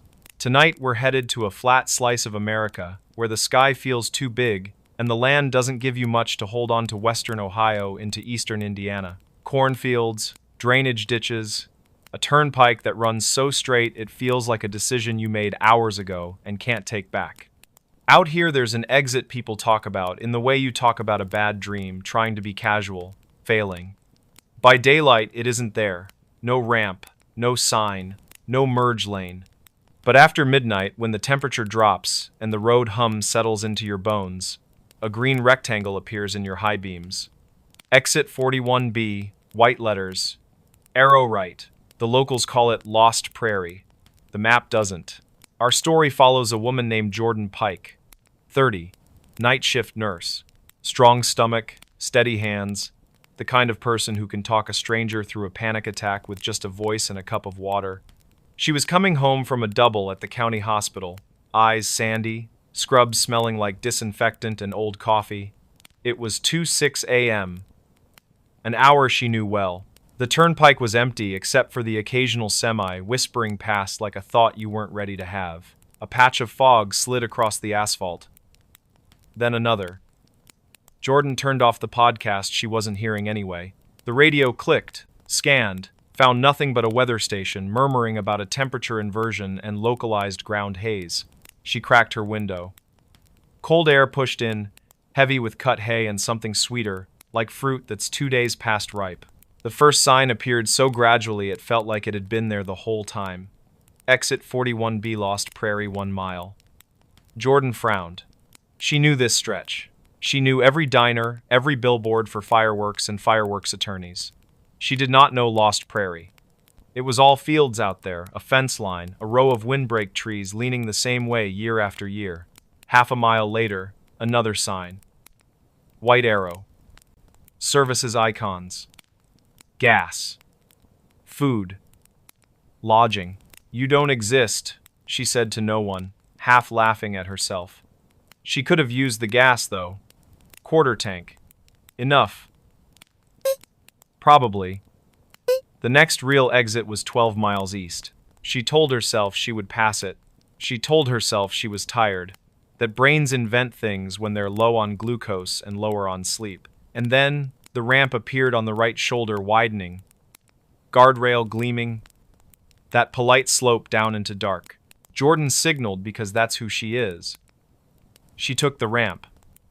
The turnpike fell away behind her with a long exhale. At the bottom, she met a stop sign that reflected too hard. The letters were too clean, like no bug had ever decided to die there. Ahead, a two-lane cut east-west. To the right, a gas station glowed white and silent. A small motel squatted beside it. Single story, doors painted that particular tan only motels believe is comforting. A diner with a chrome smile was set back from the road, open, flickering in red, as if someone was pinching the wire. Jordan turned toward the light. The gas station looked like a stage set. Pumps wrapped in plastic that wasn't torn, just loose.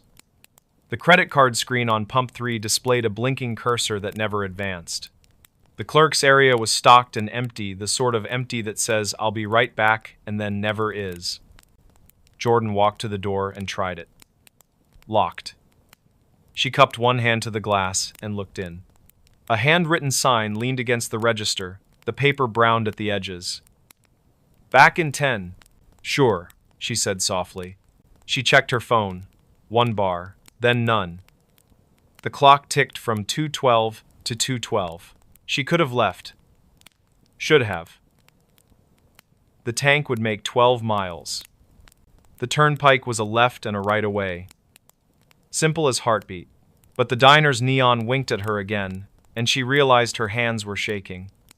Food would fix that. Coffee would fix the rest. The diner door opened on the first push, little bell clearing its throat. Inside, everything wore a thin frosting of time, sugar shakers filmed over, a pie case holding 3 perfect slices that looked printed. The air smelled like warm toast and old pennies. A man stood behind the counter in a white shirt with a name tag that said LYLE in clean block letters. He wasn't young or old. He was the age of a thought you've had too many times. "Kitchen's still hot," he said, like they'd been talking. "Sit wherever." Jordan picked the end of the counter. It felt good to sit. The stool sighed. Lyle poured coffee without asking. The cup steamed like it was trying to say something. "Rough night?" he asked. "Long," she said. "I'm sorry.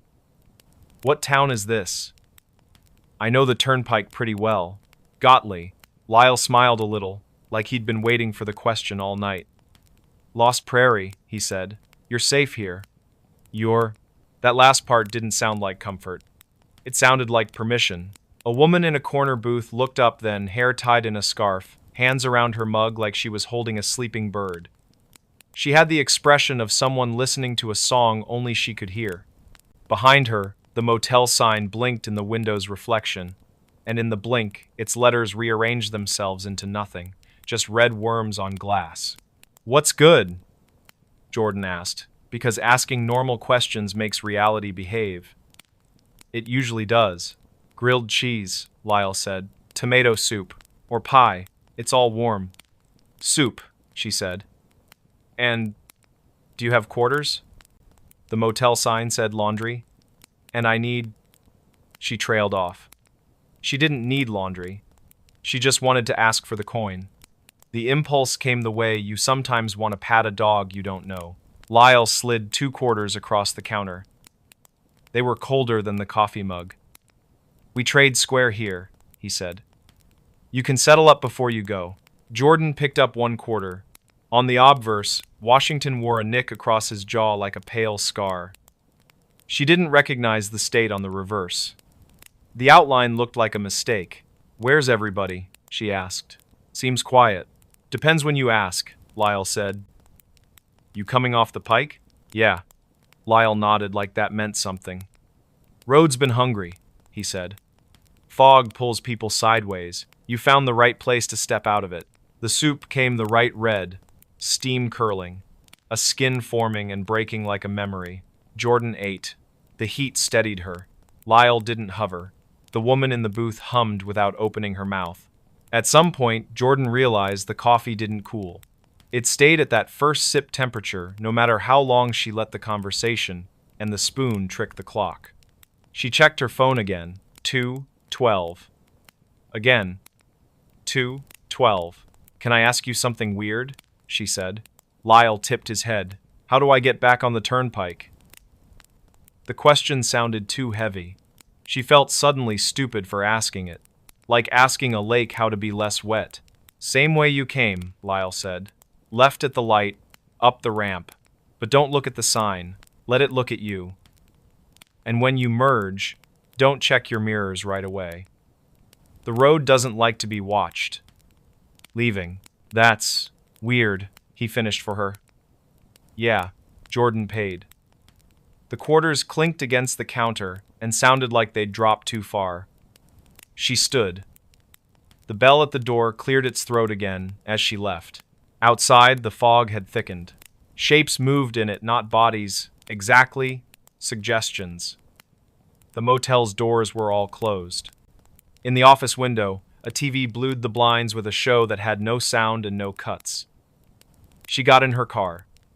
The engine turned like it had been sleeping lighter than she had. At the intersection, the light was red. No cross traffic, no wind, just red, and the fog moving like breath on glass. Jordan waited. The red was not going to turn. When it felt like a dare, she looked down at her lap and counted slowly. 1, 2, 3. When she looked up, the light was green. The ramp rose like a dark throat. The turnpike flowed above, white lines pulsing, semis moving like planets that forgot you. She merged, eyes forward, hands soft on the wheel. For a second, only a second, she almost checked her mirror. That's the moment the urge is strongest, when the danger feels like it's already gone. She kept her eyes ahead. She breathed out. The coffee in her chest finally cooled. 10 miles later, she let herself glance to the right, where the shoulder meets the weeds. No ramp. No sign. A gap in the fence line that might have been anything. The fog thinned. The temperature lifted a degree. The radio found a song she used to love and hadn't heard in years. Her phone woke up and scolded her with notifications. She laughed then, out of nothing but relief. It came out like a hiccup and made her eyes water. At home, she slept like she'd been dropped. When she woke at noon, the quarters were on her kitchen counter where she didn't remember putting them. She picked one up. It wasn't cold anymore.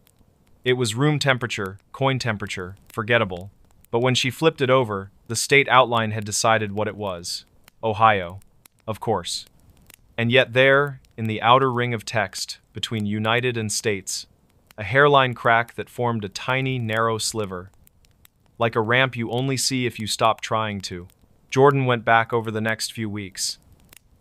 In daylight, exit 41B was just nothing. Corn, a fence, the suggestion of a dip where rainwater collected if the wind was right. At night, she avoided that stretch, without deciding to. When coworkers asked why she took the long way home, she said construction, or deer, or boredom. You don't talk about a place like that unless you know the person hearing you won't try to go see it for themselves. People will tell you America is all mapped, that there are no blank spaces left, only smaller and smaller unknowns squeezed into the drainage ditches of the interstate. That's true, mostly. But some exits aren't for everyone. They're for the ones the road would like to keep, just for a minute, until the fog decides it's bored of you. If you find yourself out there after midnight, if the green rectangle blooms ahead, where there isn't supposed to be anything, if your dashboard clock decides this minute is worth repeating, here's how you pass through. Take the ramp like you meant to. Warm your hands around a coffee that refuses to cool. Pay for something simple with something small. When you go, don't look back too soon. Let the road do the leaving. And later, when you empty your pockets and a coin feels colder than it should, don't throw it out. Some places don't want your fear. They want your manners.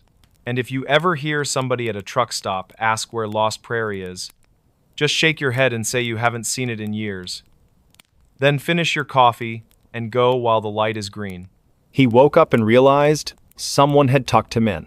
The small one-bedroom apartment on the edge of downtown Chicago was everything Alex needed. A cozy space, a view of the skyline, and the comforting anonymity of a bustling city.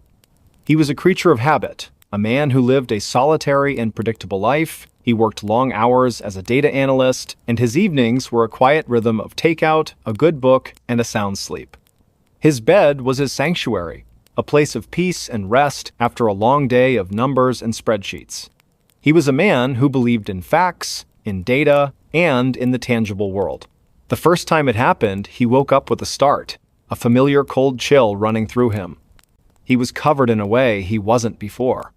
His comforter, which he always just pulled up to his waist, was now tucked neatly under his chin, the sides folded firmly under the mattress. It was a perfect, deliberate tuck. He sat up, his heart pounding. The room was dark, the blinds were closed, and there was no one there. He told himself he had done it in his sleep, a weird, subconscious action. He was a single man. There was no other explanation. He was just tired. He pulled the covers off, untucked the corners, and went back to sleep. The next morning, it happened again. The comforter was tucked neatly under his chin, the sides firmly secured. This time, he was more than just confused. He was unsettled. He lived alone. The door was locked, the windows were sealed. He had no pets. He spent the entire day at work in a state of unease, his mind replaying the image of the perfectly tucked blanket. He couldn't shake the feeling of an unseen presence in his bedroom. That night, he decided to do something about it. He bought a motion-activated camera, a small, discreet one, and placed it on his nightstand, pointing directly at his bed. He wanted proof. He wanted to see himself, in the middle of the night, tucking himself in like a child. He went to bed, a cold, hard lump of dread in his stomach. He didn't sleep well. He woke up at every creak of the floorboards, every distant siren, convinced he would catch the culprit in the act.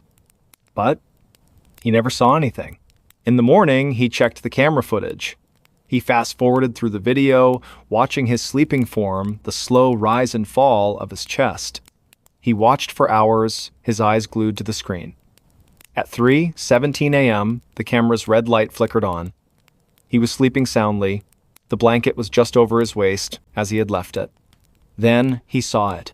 A faint shadow, a fleeting ripple of air, seemed to pass over his bed. The comforter, without a single visible hand to guide it, slowly began to move. The sides folded under the mattress, a perfect tuck. The top of the comforter was pulled up, just to his chin. The motion was slow, deliberate, and silent. There was no one there. Just a shadow, a presence, a force that was tucking him in. Alex's breath hitched in his throat. He went back to the footage, watched it again and again, hoping it was a glitch, a trick of the light. But it wasn't. The motion was too fluid, too purposeful. It was an entity, a thing that was entering his room, not to scare him, not to harm him, but to perform a quiet domestic act. It was tucking him in. The terror of a monster was replaced by a more insidious, a more profound kind of fear. The fear of something that was a part of his life. A silent, unseen companion that watched him sleep and cared for him in its own chilling way.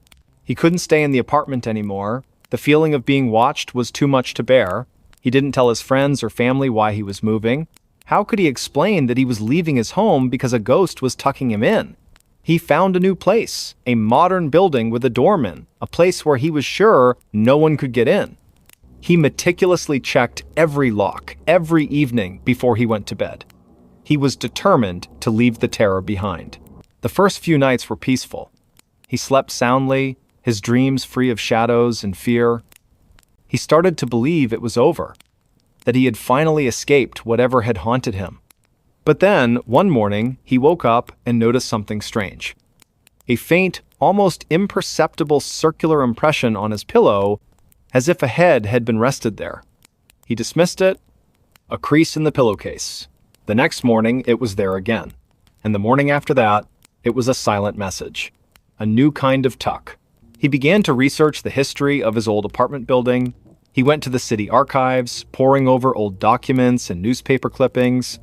He found a story, a small, almost forgotten article from a local newspaper in the 1920s.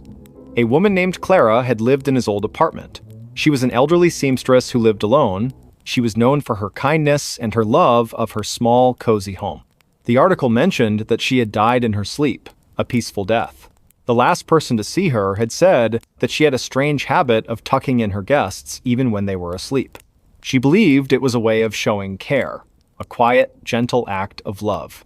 Alex felt a cold dread so complete it was a physical weight. Clara, the seamstress who had lived in his apartment. She hadn't left.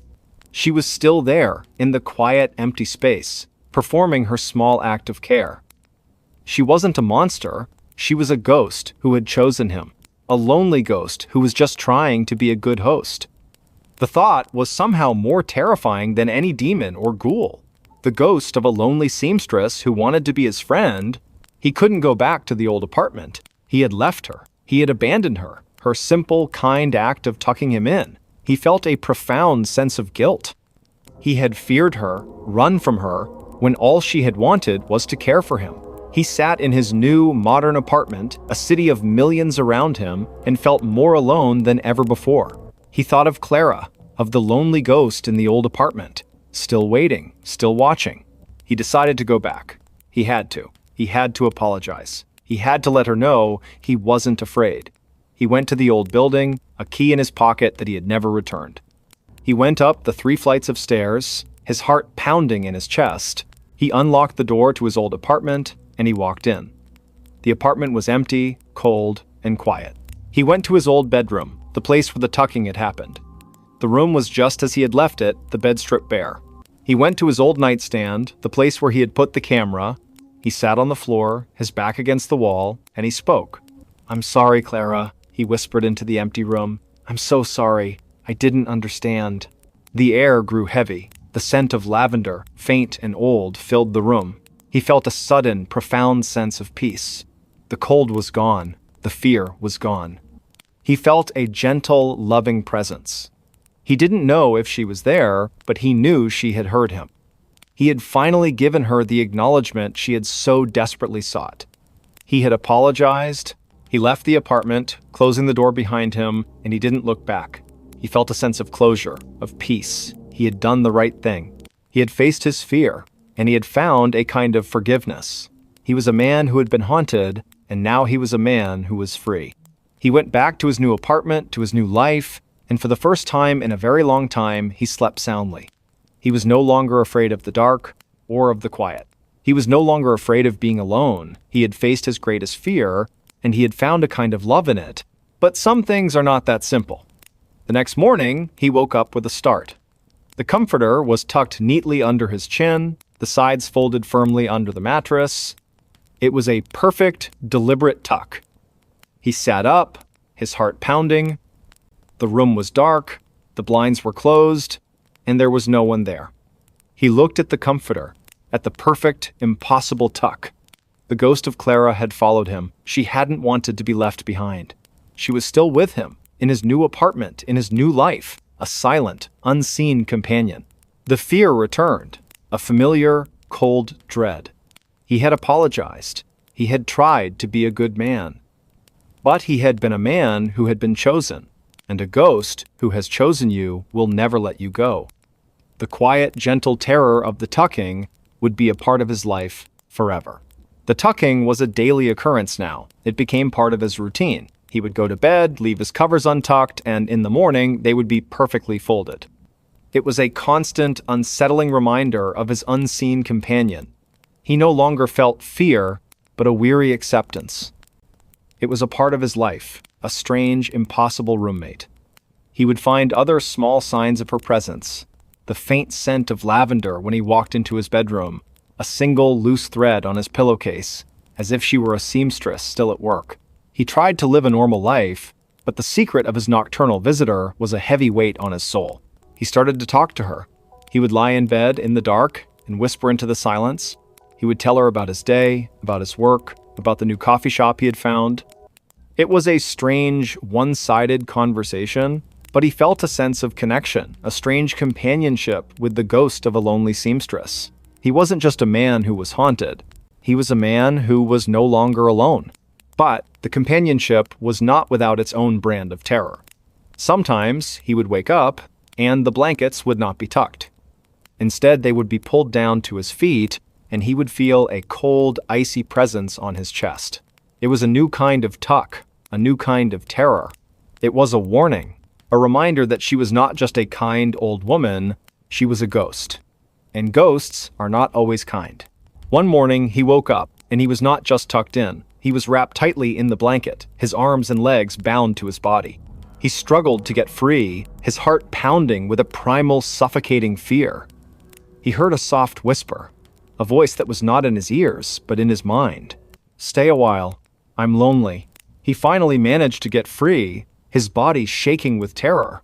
The blankets were perfectly wrapped, a tight, impossible cocoon. He looked at his reflection in the mirror, and he saw a man who was no longer just a tenant. He was a possession. Clara was not just a companion, she was a captor.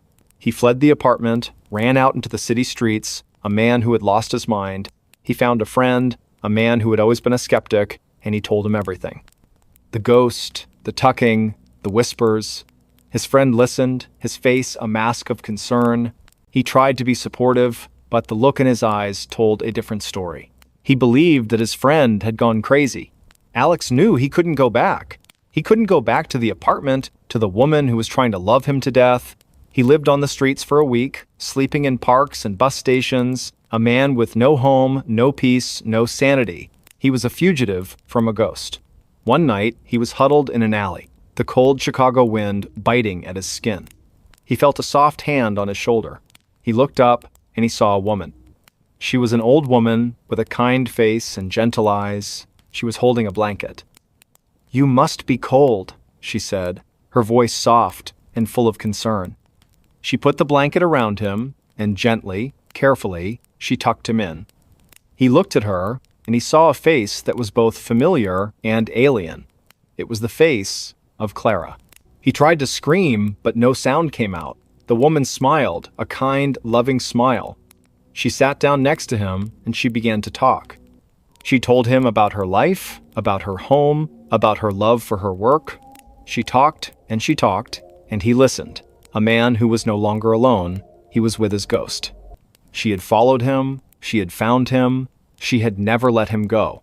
The tucking was not just a gesture of care, it was a shackle, a promise that he would be hers forever. The doorbell that only rang at 3:15 a.m. The house on Sycamore Street, in a quiet suburb of Denver, Colorado, was a perfect blend of modern comfort and classic charm. Its white picket fence, a meticulously manicured lawn, and a sleek gray exterior were a welcome sight for Julia, a successful software engineer. She had just bought the house, a single story with a sunroom that overlooked the mountains, and it was everything she had worked for. She was a woman who valued structure and logic, and the house, with its smart locks and automated lighting, felt like an extension of her own organized life. The first few weeks were idyllic. She spent her evenings in the sunroom, watching the sunset, her days filled with the quiet satisfaction of a life well earned. The house was calm, a haven of peace, until the night the doorbell rang. It was 3:15 a.m. Julia was a light sleeper, and the sound of the chime, a classic ding-dong that echoed through the silent house, sent a jolt of adrenaline through her. She sat up in bed, her heart pounding. Who would be at her door at this hour? She crept out of bed, her phone in her hand, and checked the security camera feed. Her porch was empty. No one. The motion sensor hadn't been triggered, and the camera log showed no activity. It was a phantom chime. She went to the front door, peered through the peephole, and saw only the dark, empty street. She went back to bed, her mind racing, a knot of unease tightening in her stomach. The next night, it happened again. 3:15 a.m. The same ding-dong. She sprang out of bed, checked the camera, and found nothing. This time, a cold dread replaced her initial surprise. This was not a fluke, it was a pattern. She started to dread the night, the clock ticking closer and closer to the appointed hour. She would sit up in bed, her eyes fixed on the digital display, waiting for the sound that was both impossible and terrifyingly real. She tried everything to stop it. She disabled the smart doorbell, unplugged the chime, and even went as far as to remove the button itself from the wall. The house was silent, dark, and empty. She went to bed, a profound sense of relief washing over her. She would finally get some rest. But at 3:15 a.m., the sound came again. It was faint this time, a ghostly echo of the chime, as if the sound itself had been imprinted on the house.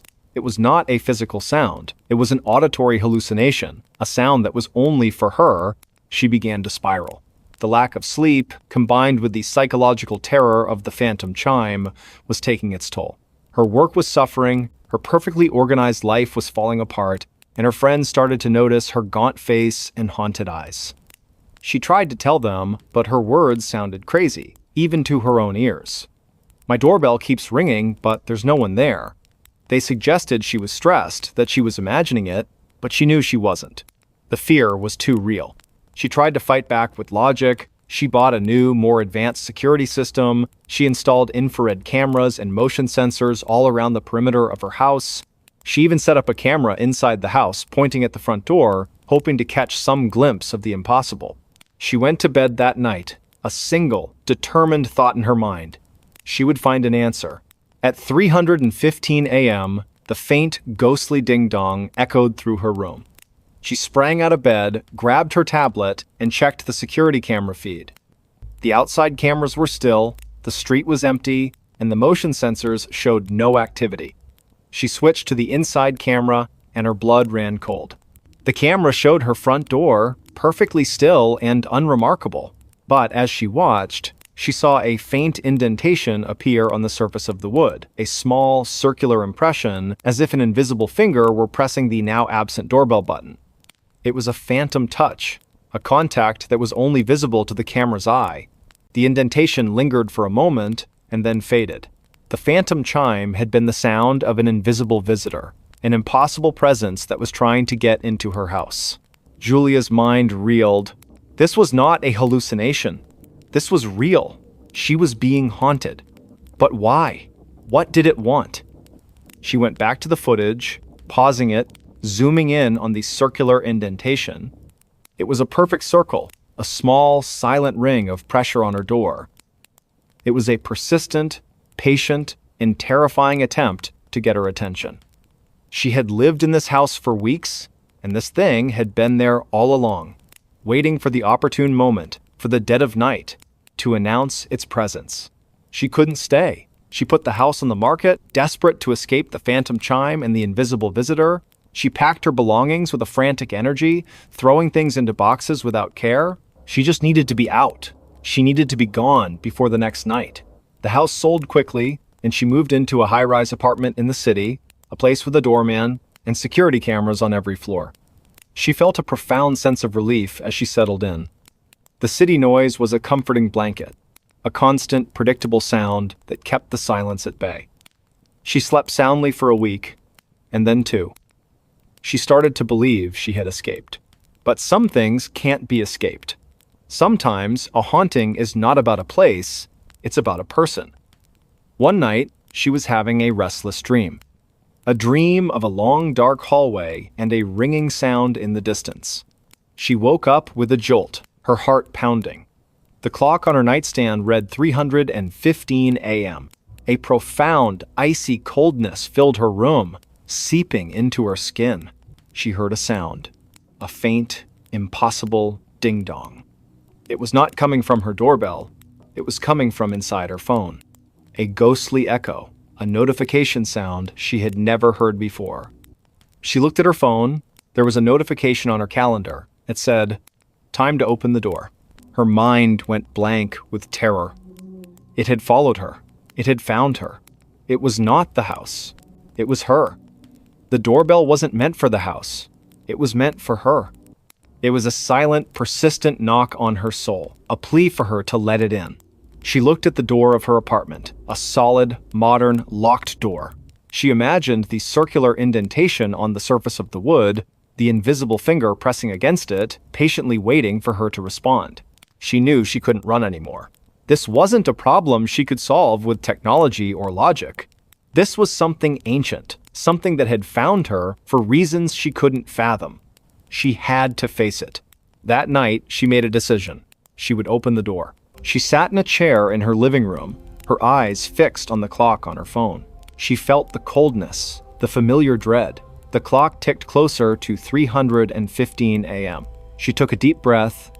She was a woman who valued structure and logic, and the most logical thing to do was to face the impossible. 3:15 a.m. The sound came, the faint, ghostly ding-dong, a sound that was not in her ears but in her mind. She stood up, her legs shaking, and walked to her front door.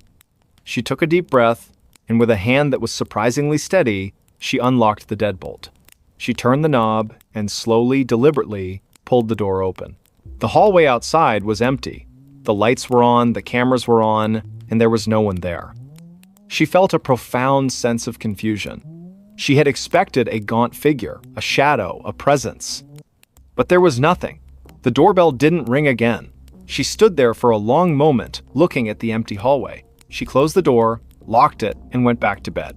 She slept soundly for the first time in months.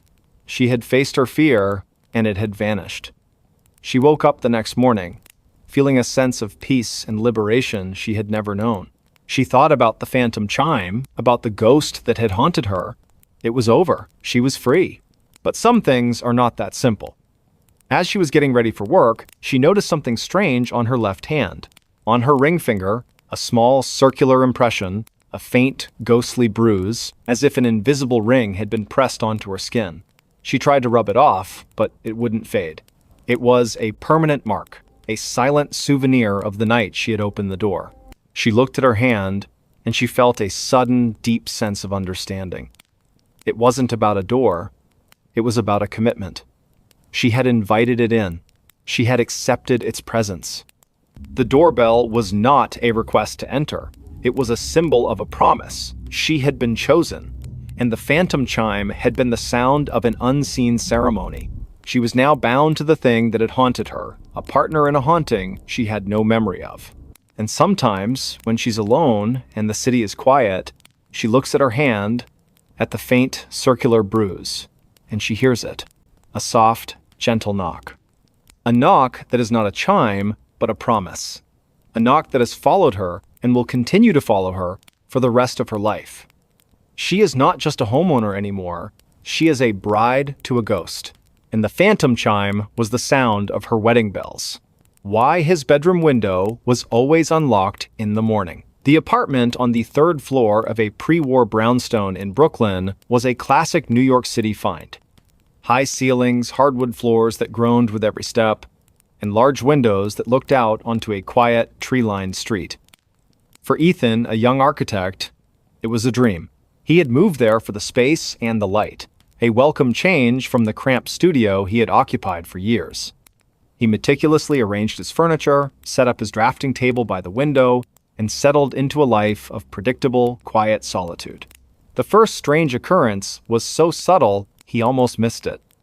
He was a creature of habit, and his morning ritual never varied. He would wake up, get a cup of coffee, and then go to his bedroom window to look at the street below. One morning, as he opened the blinds, he noticed his window was unlocked. He distinctly remembered locking it the night before. He was a stickler for security, a habit ingrained from years of city living. He shook his head, thinking he must have been tired, and locked it again. It happened the next day, and the day after that.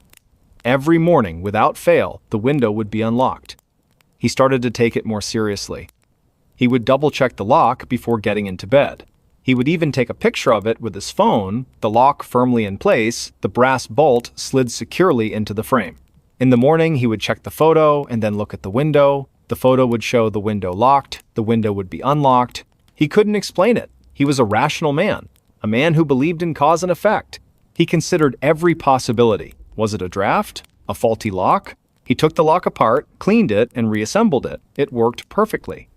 He even installed a secondary lock, a simple latch, at the top of the window frame. He would lock both of them, and in the morning, both would be unlocked. It was a maddening, impossible reality. The feeling of dread began to seep into his life. He was no longer just annoyed, he was terrified. Someone or something was in his room every night. He couldn't shake the image of a gaunt, shadowy figure standing by his bed watching him sleep. He had no proof, no other evidence of an intrusion. The apartment was pristine in the morning. Nothing moved, nothing missing, just the open window. He bought a motion-activated camera, a small, discreet one that he placed on his dresser, pointing directly at the window. He was so nervous that night he barely slept, waking up at every creak of the floorboards. In the morning, he checked the camera. The video showed him getting into bed, the room falling silent. He fast-forwarded through the footage, watching himself sleeping peacefully. Then, at 2:47 a.m., he saw it. The camera's red light flickered on, the window was in the frame, and he saw, with a gut-wrenching certainty, the lock on the top latch slowly, silently slide out of place. A moment later, the main lock followed, the brass bolt retracting with an almost imperceptible click. The window itself did not move. It was as if an invisible hand had reached out and unlocked it. He watched, his heart pounding as the video continued. Nothing else happened. The room was still. The camera's light turned off and the video ended a few seconds later. Ethan's mind was a whirlwind of fear and disbelief. He had proof. There was a presence in his room, an entity that was not human that was unlocking his window every night. But why? What did it want? He looked at the video again, searching for any other sign, any other clue, but there was nothing. The room was a tableau of perfect silence and stillness. Just a window, unlocking itself. He couldn't stay in the apartment anymore. The feeling of being watched, of being vulnerable to an invisible intruder, was too much to bear. He called his landlord, told him he was breaking his lease, and began packing his belongings. He didn't tell his friends or family why. He didn't want to sound crazy.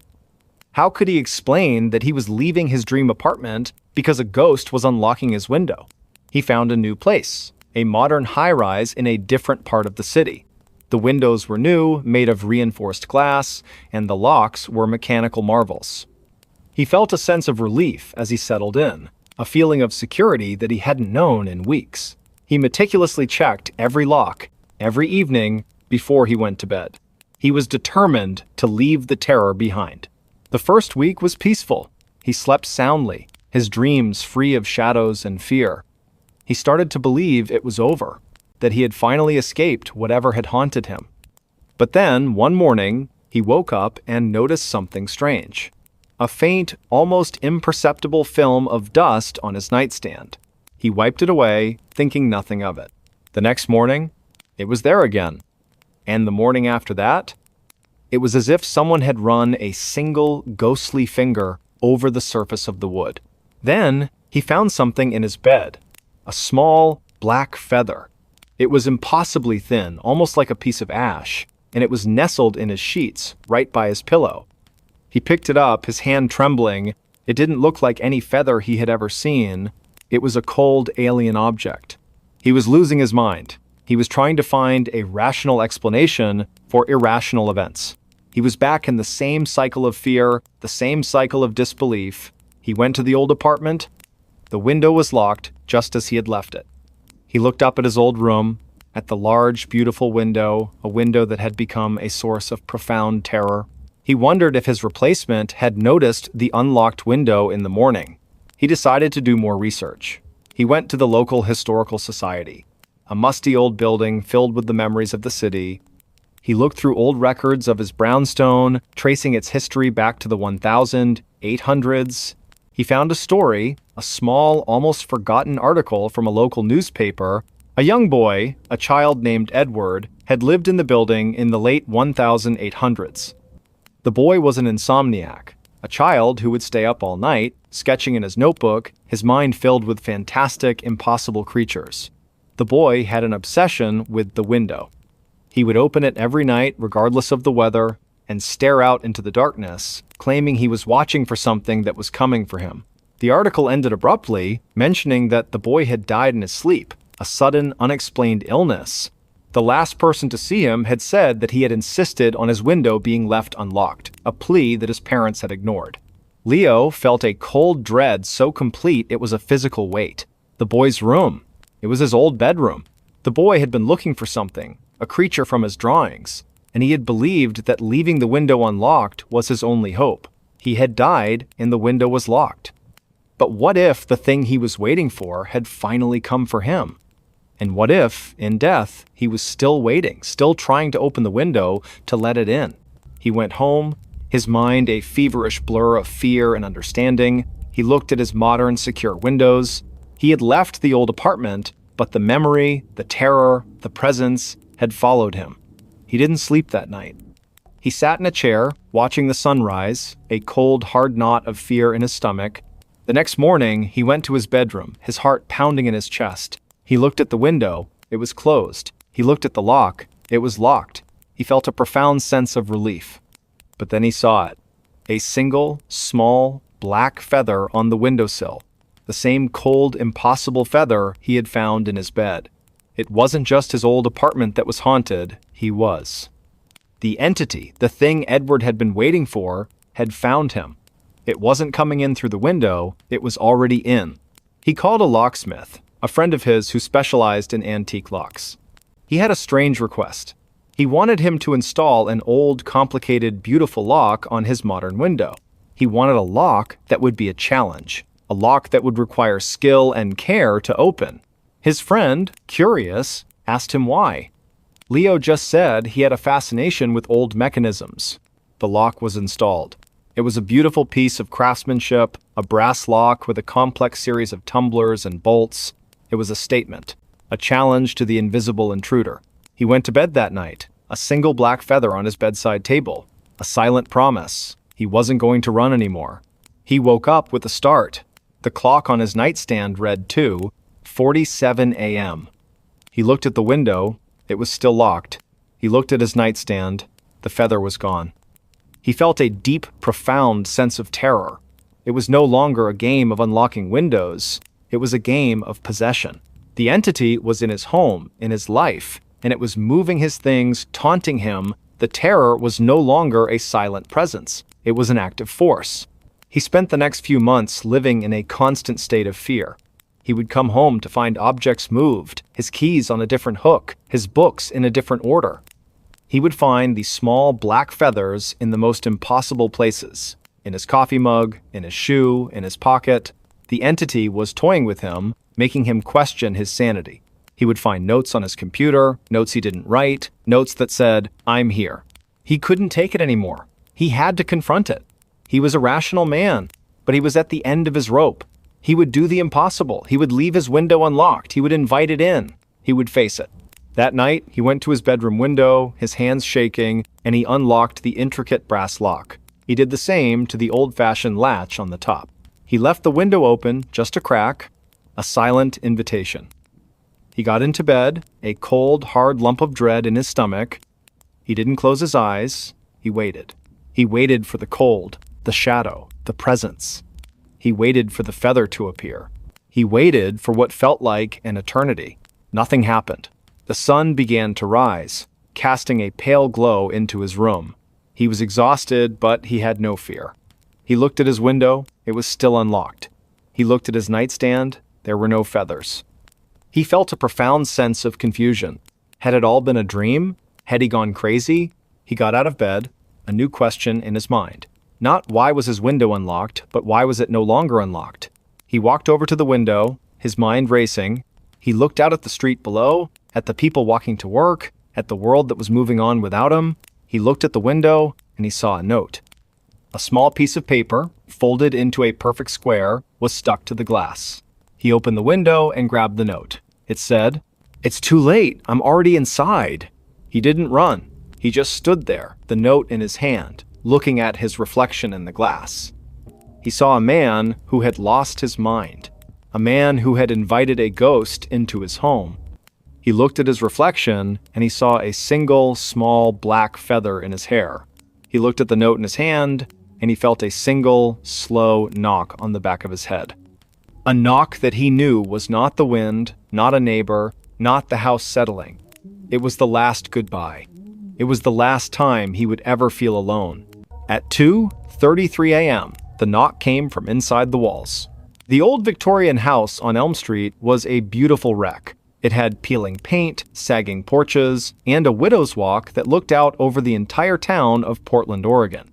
For Leo, a history professor and a restorer of antique furniture, it was a dream. He saw past the decay and imagined the stories the house could tell. He spent his life working on things that were old and broken, and this house felt like his greatest project yet.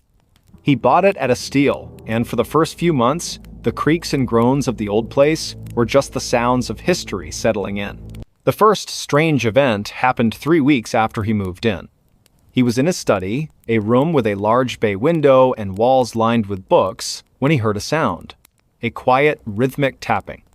He thought it was a branch from the ancient oak tree outside, scratching against the window pane. He went to the window, opened it, and looked. The tree was still. The tapping stopped. He shrugged it off as a house noise and went back to his desk. The next night, it was louder. He was in the kitchen making tea when the tapping began again. It seemed to be coming from the wall behind the stove. He pressed his ear against the cold plaster. The sound was faint, but clear. It was a single, gentle knock. Knock. Then, a pause. Knock. He pulled back, a cold shiver running down his spine. It was a human sound, not a settling beam or a scurrying animal. It was too deliberate, too rhythmic. He told himself it was a neighbor, a prank, or maybe a pipe. But the knocking was too precise, too isolated to be a plumbing issue. He walked around the kitchen, tapping on different spots on the wall, trying to find the source. The knocking didn't respond. It simply stopped. The pattern became terrifyingly predictable. Every night, at precisely 2:33 a.m., the knocking would start. Sometimes it was faint, a gentle whisper from within the walls.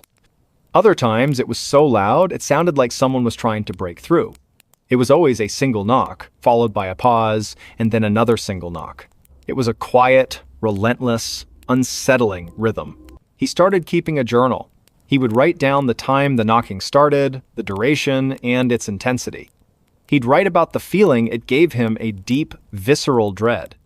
He began to anticipate it, his body tensing as the clock ticked past 2:30 a.m.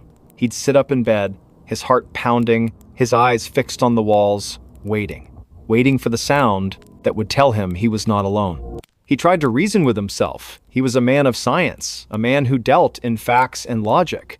He brought in a contractor, an old man named Bill, who had worked on houses in the area for decades. Bill went from room to room, tapping on the walls, checking for loose plaster or water damage. He found nothing. "Old houses just make noises, son," he'd said with a shrug. But the look in his eyes told a different story. It was a look of weary recognition, a look that said he had seen things he couldn't explain. Leo couldn't escape it. The knocking became his personal clock. He'd fall into a deep sleep, only to be jolted awake by a sudden, sharp rap from within the walls.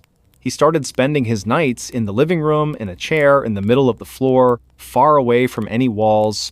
But even there, he could hear it. The sound would travel through the floorboards, through the air, finding him no matter where he was. It was a sound meant for him.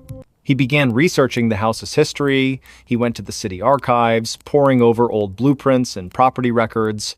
He found a strange note in the original deeds, a clause that mentioned a sealed-off room, a small 5-by-5-foot space between the pantry and the laundry room. It had been sealed up for reasons unknown, and the original owner had insisted it never be opened. The pantry and the laundry room, Leo's heart pounded in his chest. The knocking came from the wall that separated those two rooms. He felt a profound sense of dread. There was something in there, something that wanted out. He went to the laundry room, his flashlight in hand. He shined the light on the wall where the knocking was loudest. The wall was a seamless expanse of plaster. There were no cracks, no lines to indicate a hidden door, but as he ran his hand over the surface, he felt a faint, cold spot, a patch of wall that was colder than the rest. He pressed his ear against it. Nothing. The knocking would only come at 2:33 a.m. He waited for the clock to strike the appointed hour. He sat in the laundry room, his back against the opposite wall, his eyes fixed on the cold spot. He felt a deep sense of wrongness, of a hidden history screaming to be heard. The clock ticked closer. He held his breath. 2:32 a.m. The air grew heavy. The silence in the house was absolute. Even the gentle hum of the refrigerator in the kitchen faded into nothingness. 2:33 a.m. He heard it, a single, sharp knock. It came from the cold spot on the wall.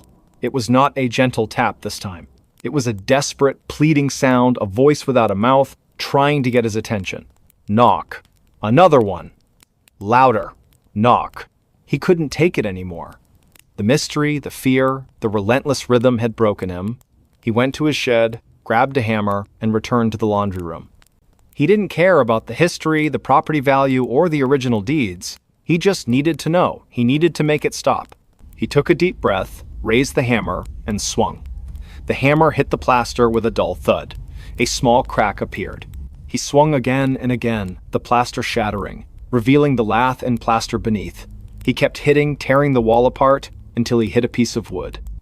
It was an old piece of wood, but it was solid. He hammered away at it, his arms aching, his mind a feverish blur of fear and determination. He kept going, until he had torn a hole big enough to see inside. He shined his flashlight into the darkness. The space was a small, dusty closet. There was a single small chair in the middle of the room. On the seat of the chair, sitting perfectly still, was a doll. It was a little boy doll, dressed in old-fashioned clothes, with porcelain skin and painted blue eyes. The doll was sitting in a pose that was eerily human, and on the floor next to the chair, there was a single small piece of paper. He reached in, his hand shaking, and pulled it out. It was a note, written in a child's shaky hand. It said, "I want to play." And Mescrew, Leo dropped the paper and the flashlight. He stumbled back, his breath coming in ragged gasps. The knocking stopped. The silence returned. It wasn't the silence of peace, but the silence of a predator who had found its prey. He had opened the door. He had let it out. He sold the house a month later. He didn't tell the new buyers about the hole in the wall, the sealed-off room, or the doll he had found. He couldn't. Who would believe him? He moved to a new city, to a modern apartment, with no history, no secrets, no hidden rooms. He got a new job, a new life. He was a man who had left his ghosts behind. But some things can't be left behind. Sometimes, at night, when the city is quiet and the moon shines through his window, he wakes up. His heart pounds, a cold chill running through his veins. He looks at the clock on his phone. 2:33 a.m. He looks at the wall of his new, modern, perfectly sealed apartment, and he waits, and he listens. And sometimes, just sometimes, he hears a single, gentle knock. A knock that he knows is not a pipe, not a neighbor, not the house settling. It is a knock that has followed him across a country, a knock that has found him in the quiet of the night, a knock that has come from inside the walls. And he knows with a terrifying certainty that he is not alone, and that he will never be. The quiet, relentless terror of the knocking continued to haunt him even in his new life. It was a mental tick, a phantom limb of fear that would never go away. He would wake up in a cold sweat, his heart hammering against his ribs, convinced he could hear it from the very core of his modern apartment building. His new life was a facade, a carefully constructed illusion of normalcy. He would go to work, talk to his colleagues, and eat dinner with new friends, but underneath it all, a part of him was always listening. He would find himself staring at blank walls, wondering if he could see the faintest of shadows moving behind the paint. He tried to fight back. He went to a therapist, a kind woman who listened to his story with a compassionate but skeptical ear. She suggested it was a manifestation of trauma, a psychological echo of the fear he had experienced. He went on medication, hoping to dull the edges of his anxiety. He tried meditation and mindfulness, anything to quiet the ceaseless, terrifying voice in his head. But the knocking was not in his head. It was a memory, a reality, a thing that had become a part of him. One night, he was out with friends. They were laughing, telling stories, and he felt a brief moment of freedom. He looked at his watch, 2:32 a.m. He felt the familiar rush of adrenaline, the icy chill. He excused himself, went to the bathroom, and splashed cold water on his face. He looked at his reflection in the mirror. His eyes were wide, and his face was gaunt, the face of a man who had not known a moment of true peace in months. He returned to the table, but he couldn't stop looking at his phone. 2:33 a.m. He felt the vibration first, a faint tremor, as if someone had just tapped the glass of his phone. He looked down at the screen. There was a text message, a new number, a number he didn't recognize. He opened it. "You left me alone!" He dropped the phone, his hands shaking. His friends looked at him, their laughter dying on their lips. "Leo, what's wrong?" one of them asked. He didn't answer. He just stared at the phone on the table, the terrible words glowing in the dim light of the restaurant. The knocking wasn't just in the walls. It was in the air, in the technology that connected him to the world. It had found a new way to reach him.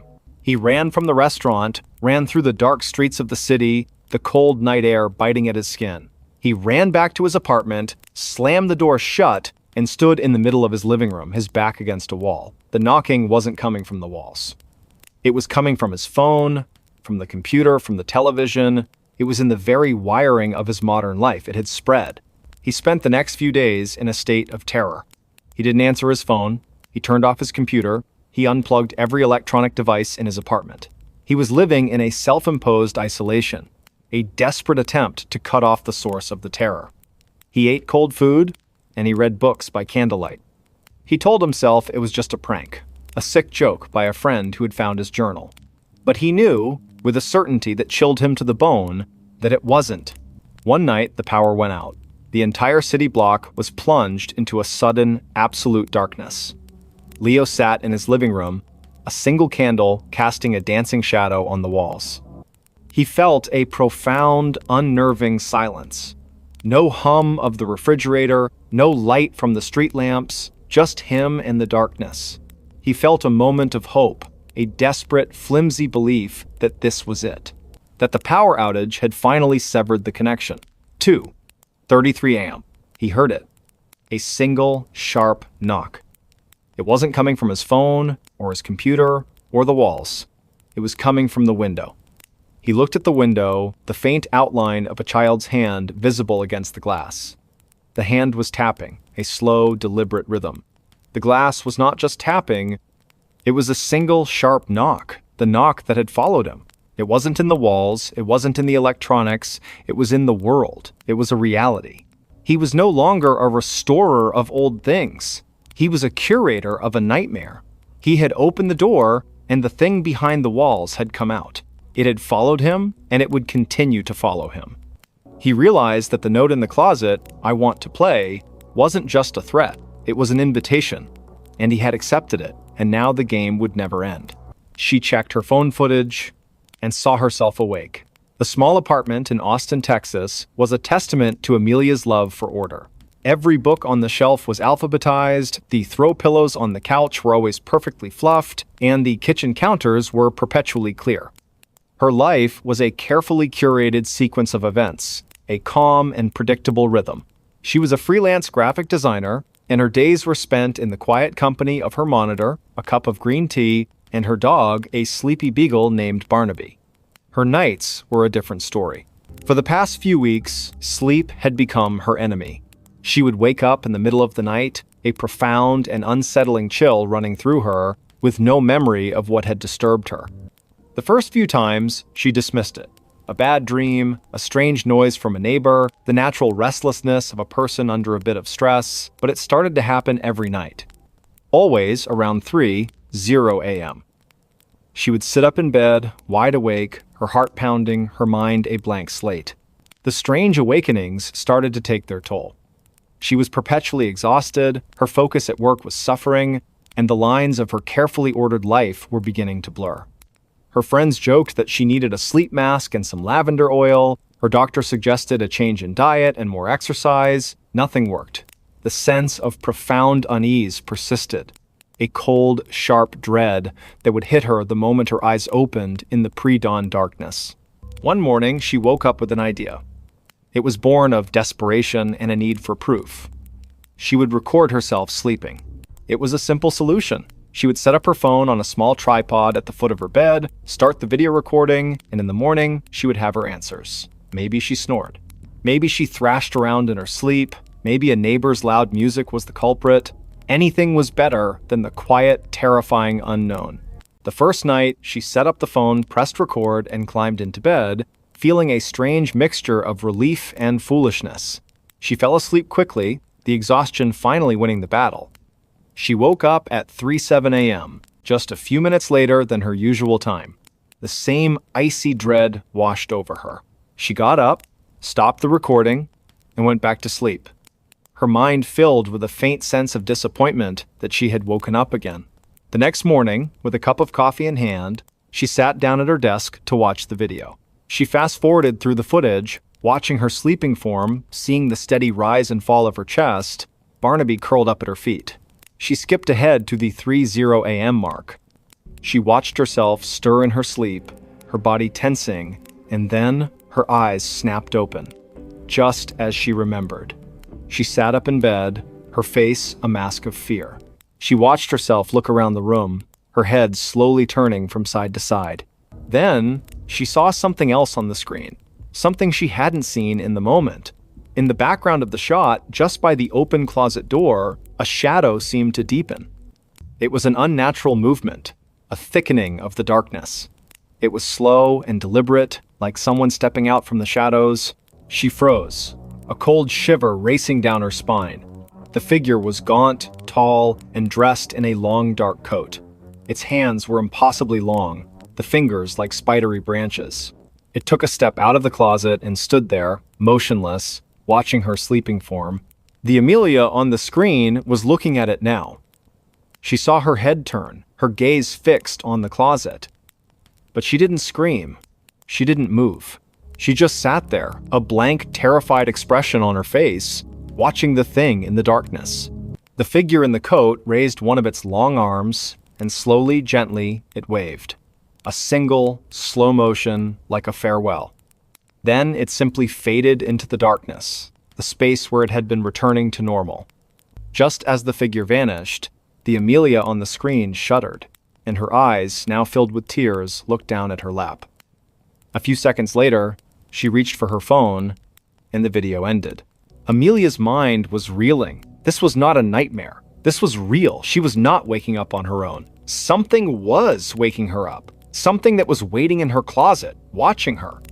She didn't know what it was. She didn't want to. She went back to the footage, pausing it, zooming in. The image was grainy, but the features were undeniable. The gaunt face, the impossibly long limbs, the dark coat. It was a thing of nightmares, come to life in her quiet, orderly apartment. She tried to rationalize it. A glitch in the camera? A trick of the light? But the movement was too fluid, too purposeful. It waved at her. She watched the motion again and again, her stomach churning with nausea and dread. She called a friend, but her words sounded crazy, even to her own ears. "I saw a monster on my phone," she said, her voice cracking.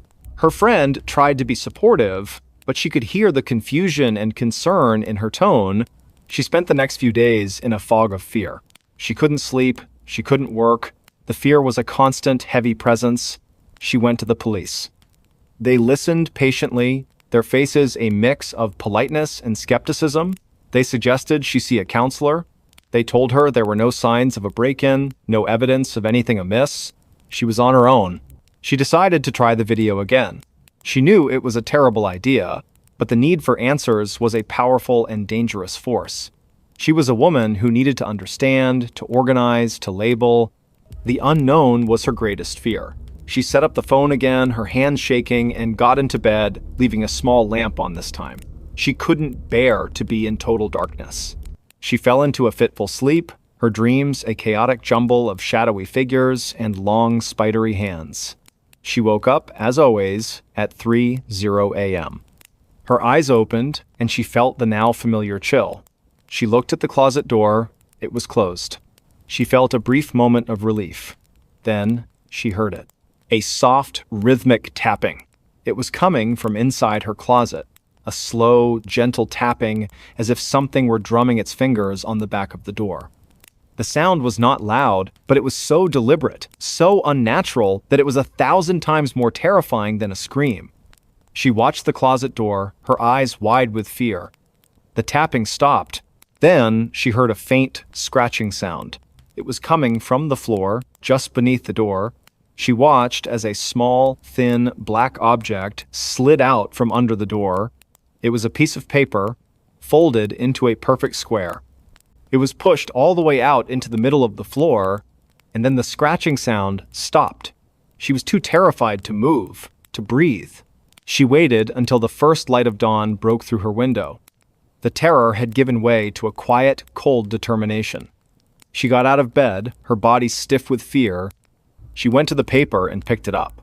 Her hands were shaking so badly she could barely unfold it. Inside, there was a single sentence, written in a spidery, unsettling script. I miss our conversations. Her mind went blank. Conversations? What conversations? She didn't remember any conversations with a shadowy figure. The thought was horrifying. She had been awake. The video had shown her. But she had no memory of it. The thing in her closet was waking her up and speaking to her, and then somehow making her forget. It was more than a presence. It was a parasitic memory, a dark companion that was slowly, patiently stealing her waking hours.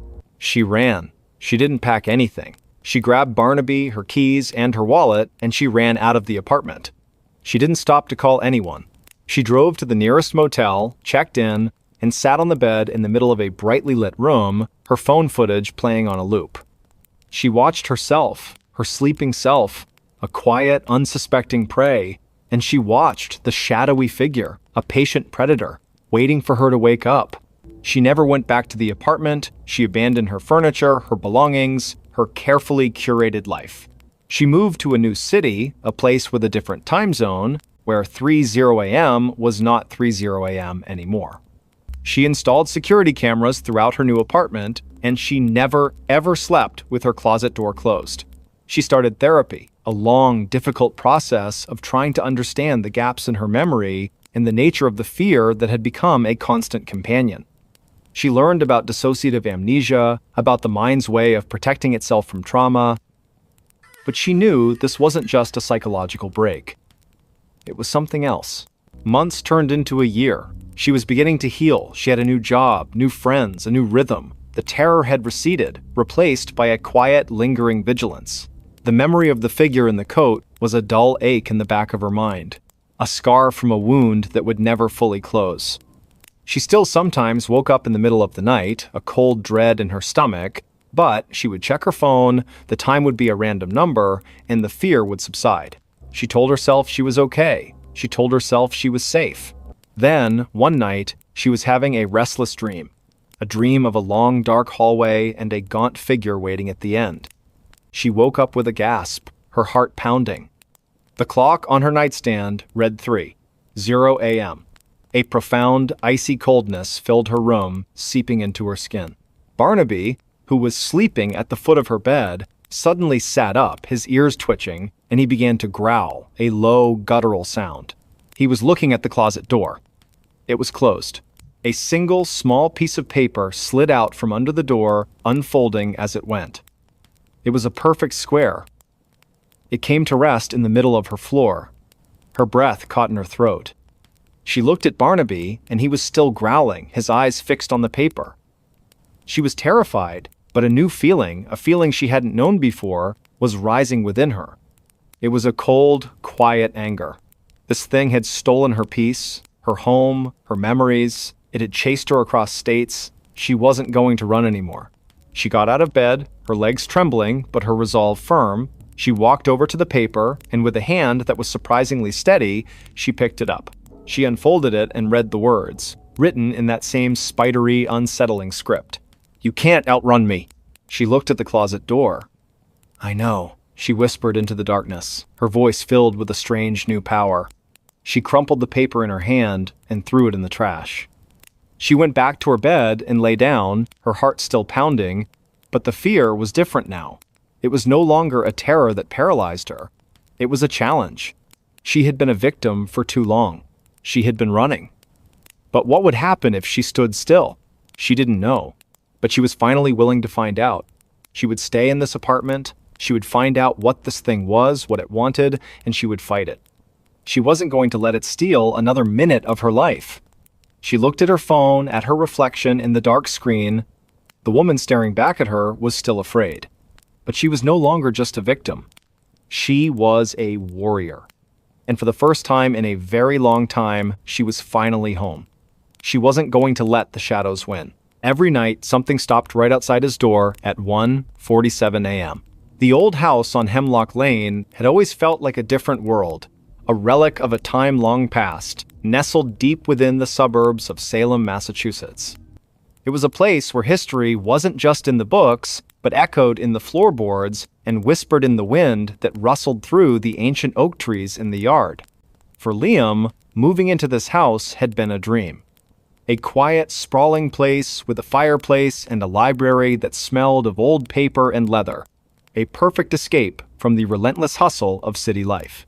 The first few weeks were idyllic. He spent his days painting the walls, replacing old fixtures, and trying to coax the garden back to life. The nights were calm, filled with the gentle hum of the refrigerator and the distant sound of crickets. That is, until the first night it happened. He was in his study, lost in a book, when a shiver ran down his spine. He glanced at the clock on his laptop. 1:46 a.m. A sudden, unexplained stillness fell over the house.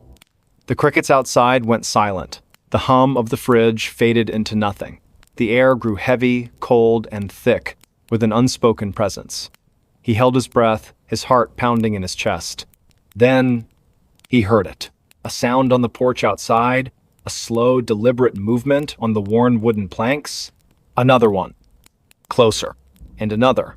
They were coming up the steps. 1, 2, 3. A steady, unhurried rhythm. He froze, his eyes wide with a mixture of fear and disbelief. He told himself it was just the house settling, just the wind playing tricks. But the sounds were too distinct, too heavy to be anything but a person. The steps reached the top of the porch. A pause. He could almost feel the presence just outside his front door. He held his breath, listening with every fiber of his being. The sounds began to move again. They were walking along the porch now, parallel to the front of the house. He could hear them passing the living room window. He imagined a dark figure, cloaked in shadow, pacing back and forth just a few feet away. The sound of the steps was unnerving. They were not fast, not a hurried escape. They were a slow, purposeful patrol, a sentinel on a beat. Then, the sound stopped, right outside his study window, the very window he was looking at. He squeezed his eyes shut, a plea to a silent God that this was all a dream. When he opened them, the window was still dark, reflecting his own terrified face. And then, he heard the faintest sound, a soft, gentle scratching, as if a fingernail were being dragged along the window pane. The scratching stopped. The silence that followed was even more terrifying than the sound. He didn't move for what felt like an eternity. He simply sat, rigid with fear, until the sun began to peek over the horizon, casting a faint light into his room. He didn't sleep that night, or the next, or the one after that. Every night, it was the same. The silence at 1:46 a.m. The slow, deliberate sounds starting on the porch, the walk along the side of the house, the stop right outside his door, and the gentle, unnerving scratch. He began to anticipate it, his body tensing as the clock crept closer to the dreaded time. He started leaving the lights on, not just in his room, but throughout the entire house. He put a chair in front of the door, a flimsy, pathetic defense against something that felt more like a ghost than a person. He tried to reason it away. A prank? A local legend he hadn't heard about? He asked the neighbors. Old Mrs. Albright, who had lived on Hemlock Lane her entire life, just gave him a knowing, sad look. Some houses, they have memories, she'd said. And some memories, they never fade. The local police just laughed it off as a case of an overactive imagination. It's an old house, son. It's gonna make noises. But it wasn't just noise. He started to feel a presence, even when the sounds weren't there. A cold spot in the hallway, the faint scent of something like old earth and rain, the feeling of being watched from the dark corners of the rooms. He was losing his grip on reality. His friends from the city came to visit, and he was so on edge, he'd jump at every creak of the floorboards. They told him he needed a vacation, that he was stressed out. They didn't hear what he heard. They didn't feel the chill in the air when the clock neared 1:47 a.m. He became a prisoner in his own home. He'd spend his days trying to exhaust himself, hoping he would fall into a deep, dreamless sleep and not hear the approaching sounds. He'd run for miles, work in the garden until his hands were raw, and paint until his shoulders ached. But exhaustion was no match for dread. At 1:45 a.m., he'd find himself sitting on the floor, his back against the door, his breath coming in ragged gasps. He would close his eyes, clamp his hands over his ears, and wait for the silent approach. And wait for the pause. The dreadful, heavy pause. He started doing his own research. He went to the local library, poring over old microfiches and town records. He learned about the history of the house, about the families who had lived there. And then he found it. A small, almost forgotten article from a local newspaper dated back to the 1920s. A boy, a 10-year-old named Thomas, had vanished from the house. He'd gone to bed one night, and in the morning, his room was empty. No signs of a struggle, no forced entry, just gone. The article mentioned that the last person to see him was his older sister, who claimed she had heard his footsteps pacing back and forth on the porch outside his window late that night just before he disappeared. She said they stopped, and then there was a faint scratch on the window, and then silence. The article ended with the case being unsolved, a local tragedy that had faded into the annals of forgotten history. Liam felt a cold dread settle in his stomach, a chill that had nothing to do with the temperature, the boy's room. But it was his study now, the very room where he first heard the sounds. He thought of Thomas, a young boy, pacing outside his window at night, perhaps looking for a way in or a way out. He couldn't stay anymore. The house, his dream house, had become a tomb. He called a real estate agent, put the place on the market, and made plans to move back to the city. He didn't care about the money, he just wanted to be free. He packed his belongings with a frenzied, desperate energy, tossing things into boxes without care. He had to be out before the next night. He had to be. The last box was packed. The car was loaded. He had the keys in his hand, ready to leave. He took one last look around the empty, cavernous house. He saw the peeling wallpaper, the stained floorboards, and the way the shadows clung to the corners. He felt a sudden wave of pity for Thomas, for the little boy who had been trapped here for so long. He felt a pang of guilt. Was he just going to leave Thomas here to wait for the next person? The thought was unsettling. He went to the study, the room that was the epicenter of his terror. He stood in the middle of the room, looking out the window, his reflection staring back at him. "I'm sorry, Thomas," he whispered into the silent room. "I'm so sorry." As he stood there, a sudden, cold breeze swept through the house, even though all the windows were shut. The scent of old earth and rain was stronger now. The grandfather clock in the hall began to chime, its ancient bell echoing through the empty space. 1. A pause. 2. Pause. 3. The chimes were impossibly slow. He didn't need to look at his watch to know the time. The final chime rang out. 1:46 a.m. He heard the first sound. He felt a sudden, inexplicable urge to do something, anything, besides run. He felt a profound sadness for the little boy, a need to help. He walked to the window, his hand trembling, and gently rapped on the glass. Rap. He waited. The sounds outside stopped. The silence returned, a heavy, expectant quiet. He held his breath. Then he heard it, the sound of a single, slow movement. On the porch, just outside the front door. Another one. The sounds were not pacing anymore. They were receding, getting softer and softer, down the porch steps, back toward the yard. The sound was fading. The sound was gone. He waited in the silence, a new kind of silence, a different kind of quiet. He went to the front door, his hands still trembling, and looked out. The yard was still, the trees unmoving. He looked out at the street, empty. The moon cast a pale glow on the old house. For the first time in months, he felt no fear. He felt a peace. He returned to his car, got in, and drove away from Hemlock Lane, not once looking in the rearview mirror.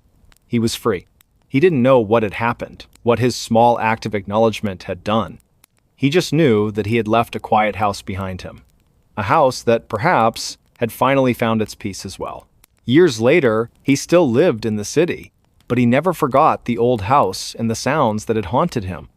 He often wondered about Thomas, and about what he had finally found out there in the quiet night. He wondered if he was finally home, and sometimes, on quiet, dark nights, when the rain pattered against his window, he'd find himself looking at the clock, and when it was 1:47 a.m., he'd listen, and he would hear nothing at all. In December 2009, Susan Powell vanished from her Utah home without a trace.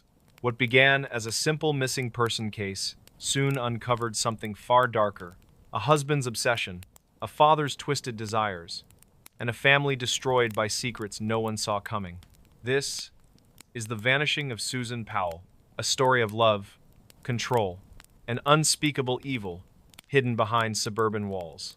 Hey everyone, welcome to the channel. I want to ask, where are you watching from right now? And what time is it there? Drop it in the comments. I want to see how far this story reaches. Now let's begin the story. In the quiet suburban streets of West Valley City, Utah, the winter of 2009 began like any other. Families decorated their homes with Christmas lights. Children played in the snow, and life moved forward with predictable routine. But on the morning of December 7th, 2009, something happened that would shatter one family forever and create a mystery so dark, so twisted, that it would haunt investigators for years to come. This is the story of Susan Powell, a young mother of two who vanished without a trace, and the horrifying truth that slowly emerged about the man she called her husband. Susan Cox Powell was 28 years old, a devoted mother to her two young sons, Charlie, age 4, and Braden, age 2. She was known by friends and family as sweet, caring, and deeply religious. She had a beautiful smile and an infectious laugh. She worked as a financial analyst and seemed to have built a good life. But behind closed doors, Susan's marriage to her husband, Josh Powell, was crumbling. According to her personal journals, which would later be discovered, Susan had been living in fear. She wrote extensively about Josh's controlling behavior, his volatile temper, and his increasingly bizarre obsession with her. But the most disturbing entries in her journal weren't about Josh alone. They were about Josh's father, Stephen Powell, a man whose presence in their lives had become suffocating and sinister. Stephen Powell was not a typical father-in-law. He was a man with dark, twisted obsessions. He had moved into Josh and Susan's home, and according to Susan's writings, he had developed an inappropriate and frightening fixation on her.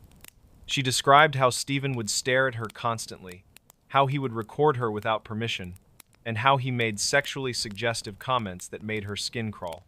Investigators would later discover that Stephen had thousands of images of Susan on his computer. Photos taken secretly, some zoomed in on intimate parts of her body. He had journals filled with sexual fantasies about her. This was not just a man who made his daughter-in-law uncomfortable. This was a predator living under the same roof as his victim. Susan had confided in close friends about the situation. She told them that Stephen had even sung songs to her, original compositions that were disturbingly romantic and sexual in nature. He would perform them in front of Josh, who seemed either oblivious or simply didn't care. Susan felt trapped. She had no privacy in her own home. She couldn't shower, couldn't change clothes, couldn't have a moment to herself without feeling Stephen's eyes on her. She documented everything in her journal, and in one particularly chilling entry dated several months before her disappearance, Susan wrote, "If I die, it may not be an accident, even if it looks like one. Take care of my boys." The financial situation in the Powell household was dire. Josh had recently lost his job, though he hadn't told Susan right away. He would leave the house each morning pretending to go to work, but instead, he was spending hours at the library, using the internet, or sitting in his car. The family was drowning in debt. Their house was in foreclosure. Susan was the sole breadwinner, and the stress was overwhelming. She had begun making plans to leave Josh, to take her boys and start over. She had contacted a divorce attorney and was preparing to file papers after the holidays. She wanted to give her sons one last normal Christmas before everything changed. But she would never get that chance. On the night of December 6th, 2009, Susan put her sons to bed, just like she did every night. She had just returned from church, and neighbors reported seeing the lights on in the Powell home around 8 p.m. That was the last confirmed sighting of Susan Powell alive. The next morning, Josh Powell called his family from the road. He said he had taken the boys on a spontaneous camping trip in the middle of the night, in freezing temperatures, in a blizzard. He claimed Susan had been at home when they left and that he assumed she had gone to work.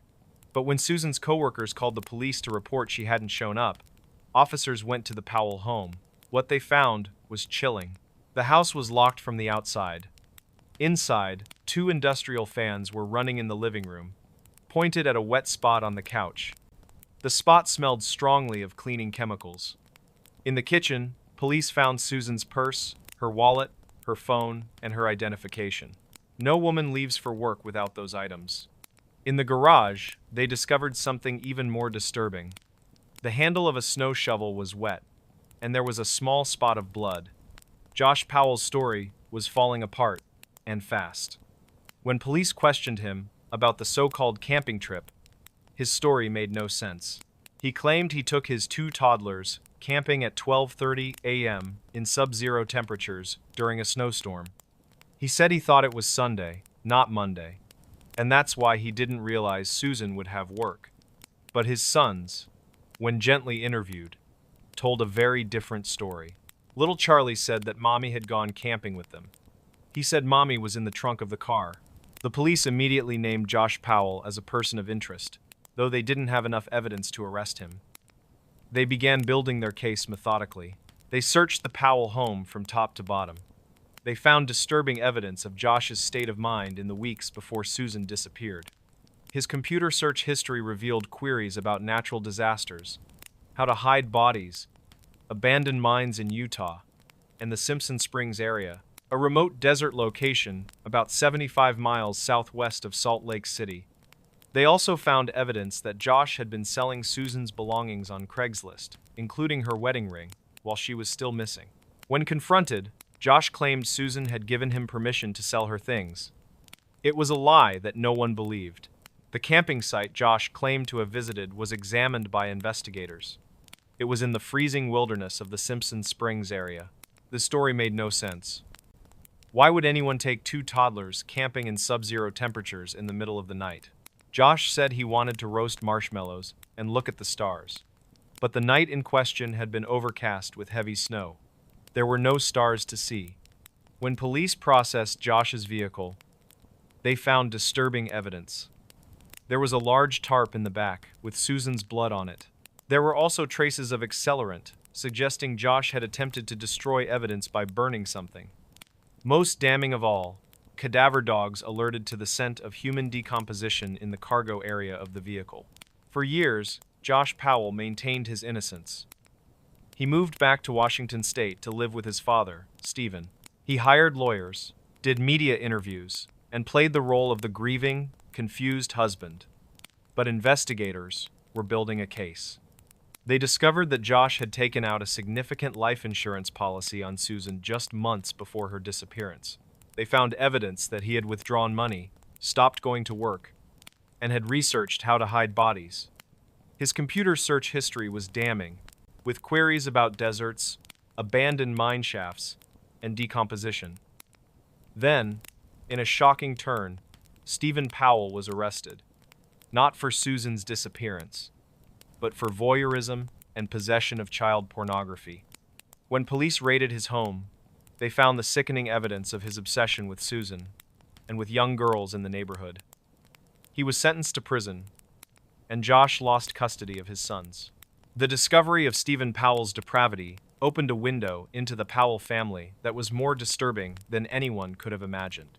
Stephen had been secretly recording Susan for years. He had installed hidden cameras in the bathroom. He had taken photographs of her through windows. He had compiled thousands of images, which he stored on multiple hard drives and USB drives hidden throughout his home. But it wasn't just Susan. Stephen had also been photographing neighbor girls, some as young as 8 years old, through their windows as they changed clothes or bathed. He had videos of them playing in their yards, zoomed in on their bodies. The man was a predator of the worst kind, and he had been living in the same house as Susan and her children for months. During the investigation of Stephen's home, police also found evidence that Josh had been there on December 6th and 7th, despite initially claiming he had been camping. Cell phone records showed his phone pinging off towers near his father's house in Washington, over 800 miles away, on December 7th. This was a critical piece of evidence. It meant Josh had lied about his timeline. It meant he had driven through the night, possibly with Susan's body, to dispose of evidence. Investigators began searching mining areas between Utah and Washington, focusing on abandoned mine shafts that matched Josh's internet searches. They found nothing. Susan's body remained missing. The boys, Charlie and Braden, were placed in the care of Susan's parents, Chuck and Judy Cox. The Coxes were devastated by their daughter's disappearance, but they threw themselves into caring for their grandsons. The boys were traumatized. They had nightmares. They would ask where Mommy was. And slowly, in the safety of their grandparents' home, they began to reveal pieces of what had happened that night. Charlie told his grandparents that Mommy and Daddy had a big fight. He said Daddy hurt Mommy. He said they went on a trip and Mommy was in the trunk and she didn't wake up. These statements were heartbreaking, but they weren't enough for prosecutors to charge Josh Powell with murder. They needed a body. They needed more evidence, and Josh knew it. Social workers arranged supervised visits for Josh to see his sons, hoping that one day he might tell the truth about what happened to their mother. But Josh Powell had other plans. In the months leading up to February 2012, Josh's behavior became increasingly erratic. He sold his possessions. He sent goodbye emails to family members. He wrote letters to his pastor. He was preparing for something, and the people around him were growing concerned. On February 5, 2012, a social worker named Elizabeth Griffin Hall brought Charlie and Braden to Josh's rental home for a scheduled visit. The moment the boys ran up to the door, excited to see their father, Josh let them inside and then slammed the door in Elizabeth's face, locking it. She immediately smelled gasoline. She pounded on the door, shouting for Josh to open it. He didn't respond. She ran back to her car and called 911. The 911 call is one of the most harrowing pieces of audio ever recorded. Elizabeth is frantic, screaming that something is wrong, that she can smell gasoline, that Josh has locked her out with the children inside. The dispatcher doesn't seem to understand the urgency. Elizabeth shouts, "He won't let me in the door. I'm afraid for the kids. He took them from me and locked me out." The dispatcher calmly asks for the address, asks what the emergency is, treats it like a routine custody dispute. Elizabeth screams, "I need help now. This is an emergency. The kids are in danger."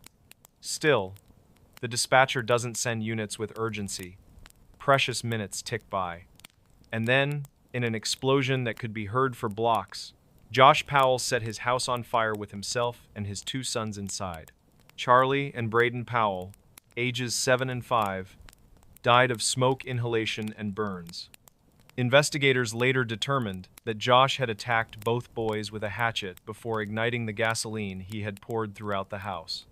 The boys suffered blunt force trauma to their heads and necks. They were injured, bleeding, and terrified when the fire started. Josh died from a self-inflicted hatchet wound to the head before the fire consumed him. It was a murder-suicide of unimaginable cruelty, a final act of control and rage from a man who had lost everything. In the ruins of the home, investigators found explicit photos Josh had taken of his sons, evidence of sexual abuse. They also found journals, letters, and emails that confirmed what everyone had feared. Josh Powell had murdered Susan. He had killed her that December night, likely in their home, and disposed of her body in one of the abandoned mine shafts he had researched in the remote Utah desert. The aftermath of the tragedy was devastating. The 911 dispatcher, who failed to respond appropriately, was later fired after an internal investigation. Elizabeth Griffin Hall, the social worker who had tried desperately to save those boys, was traumatized. She filed a lawsuit against the state, arguing that she had been put in an impossible situation and that warning signs about Josh's mental state had been ignored. Chuck and Judy Cox, who had lost their daughter and now their grandsons, became advocates for domestic violence victims and for reforming the family court system that they believed had failed to protect their grandsons. To this day, Susan Powell's body has never been found. Her family holds out hope that one day, someone will discover her remains and bring her home. The case remains open, but the truth is clear. Susan Powell was murdered by her husband, a man consumed by control, obsession, and rage, enabled by a father whose own depravity knew no bounds. This story is not just about a woman who vanished. It's about the insidious nature of domestic abuse, the warning signs that are ignored, and the unimaginable evil that can lurk behind the facade of a normal suburban family. Susan Powell wrote in her journal that if anything happened to her, it would not be an accident. She knew. And tragically, she was right.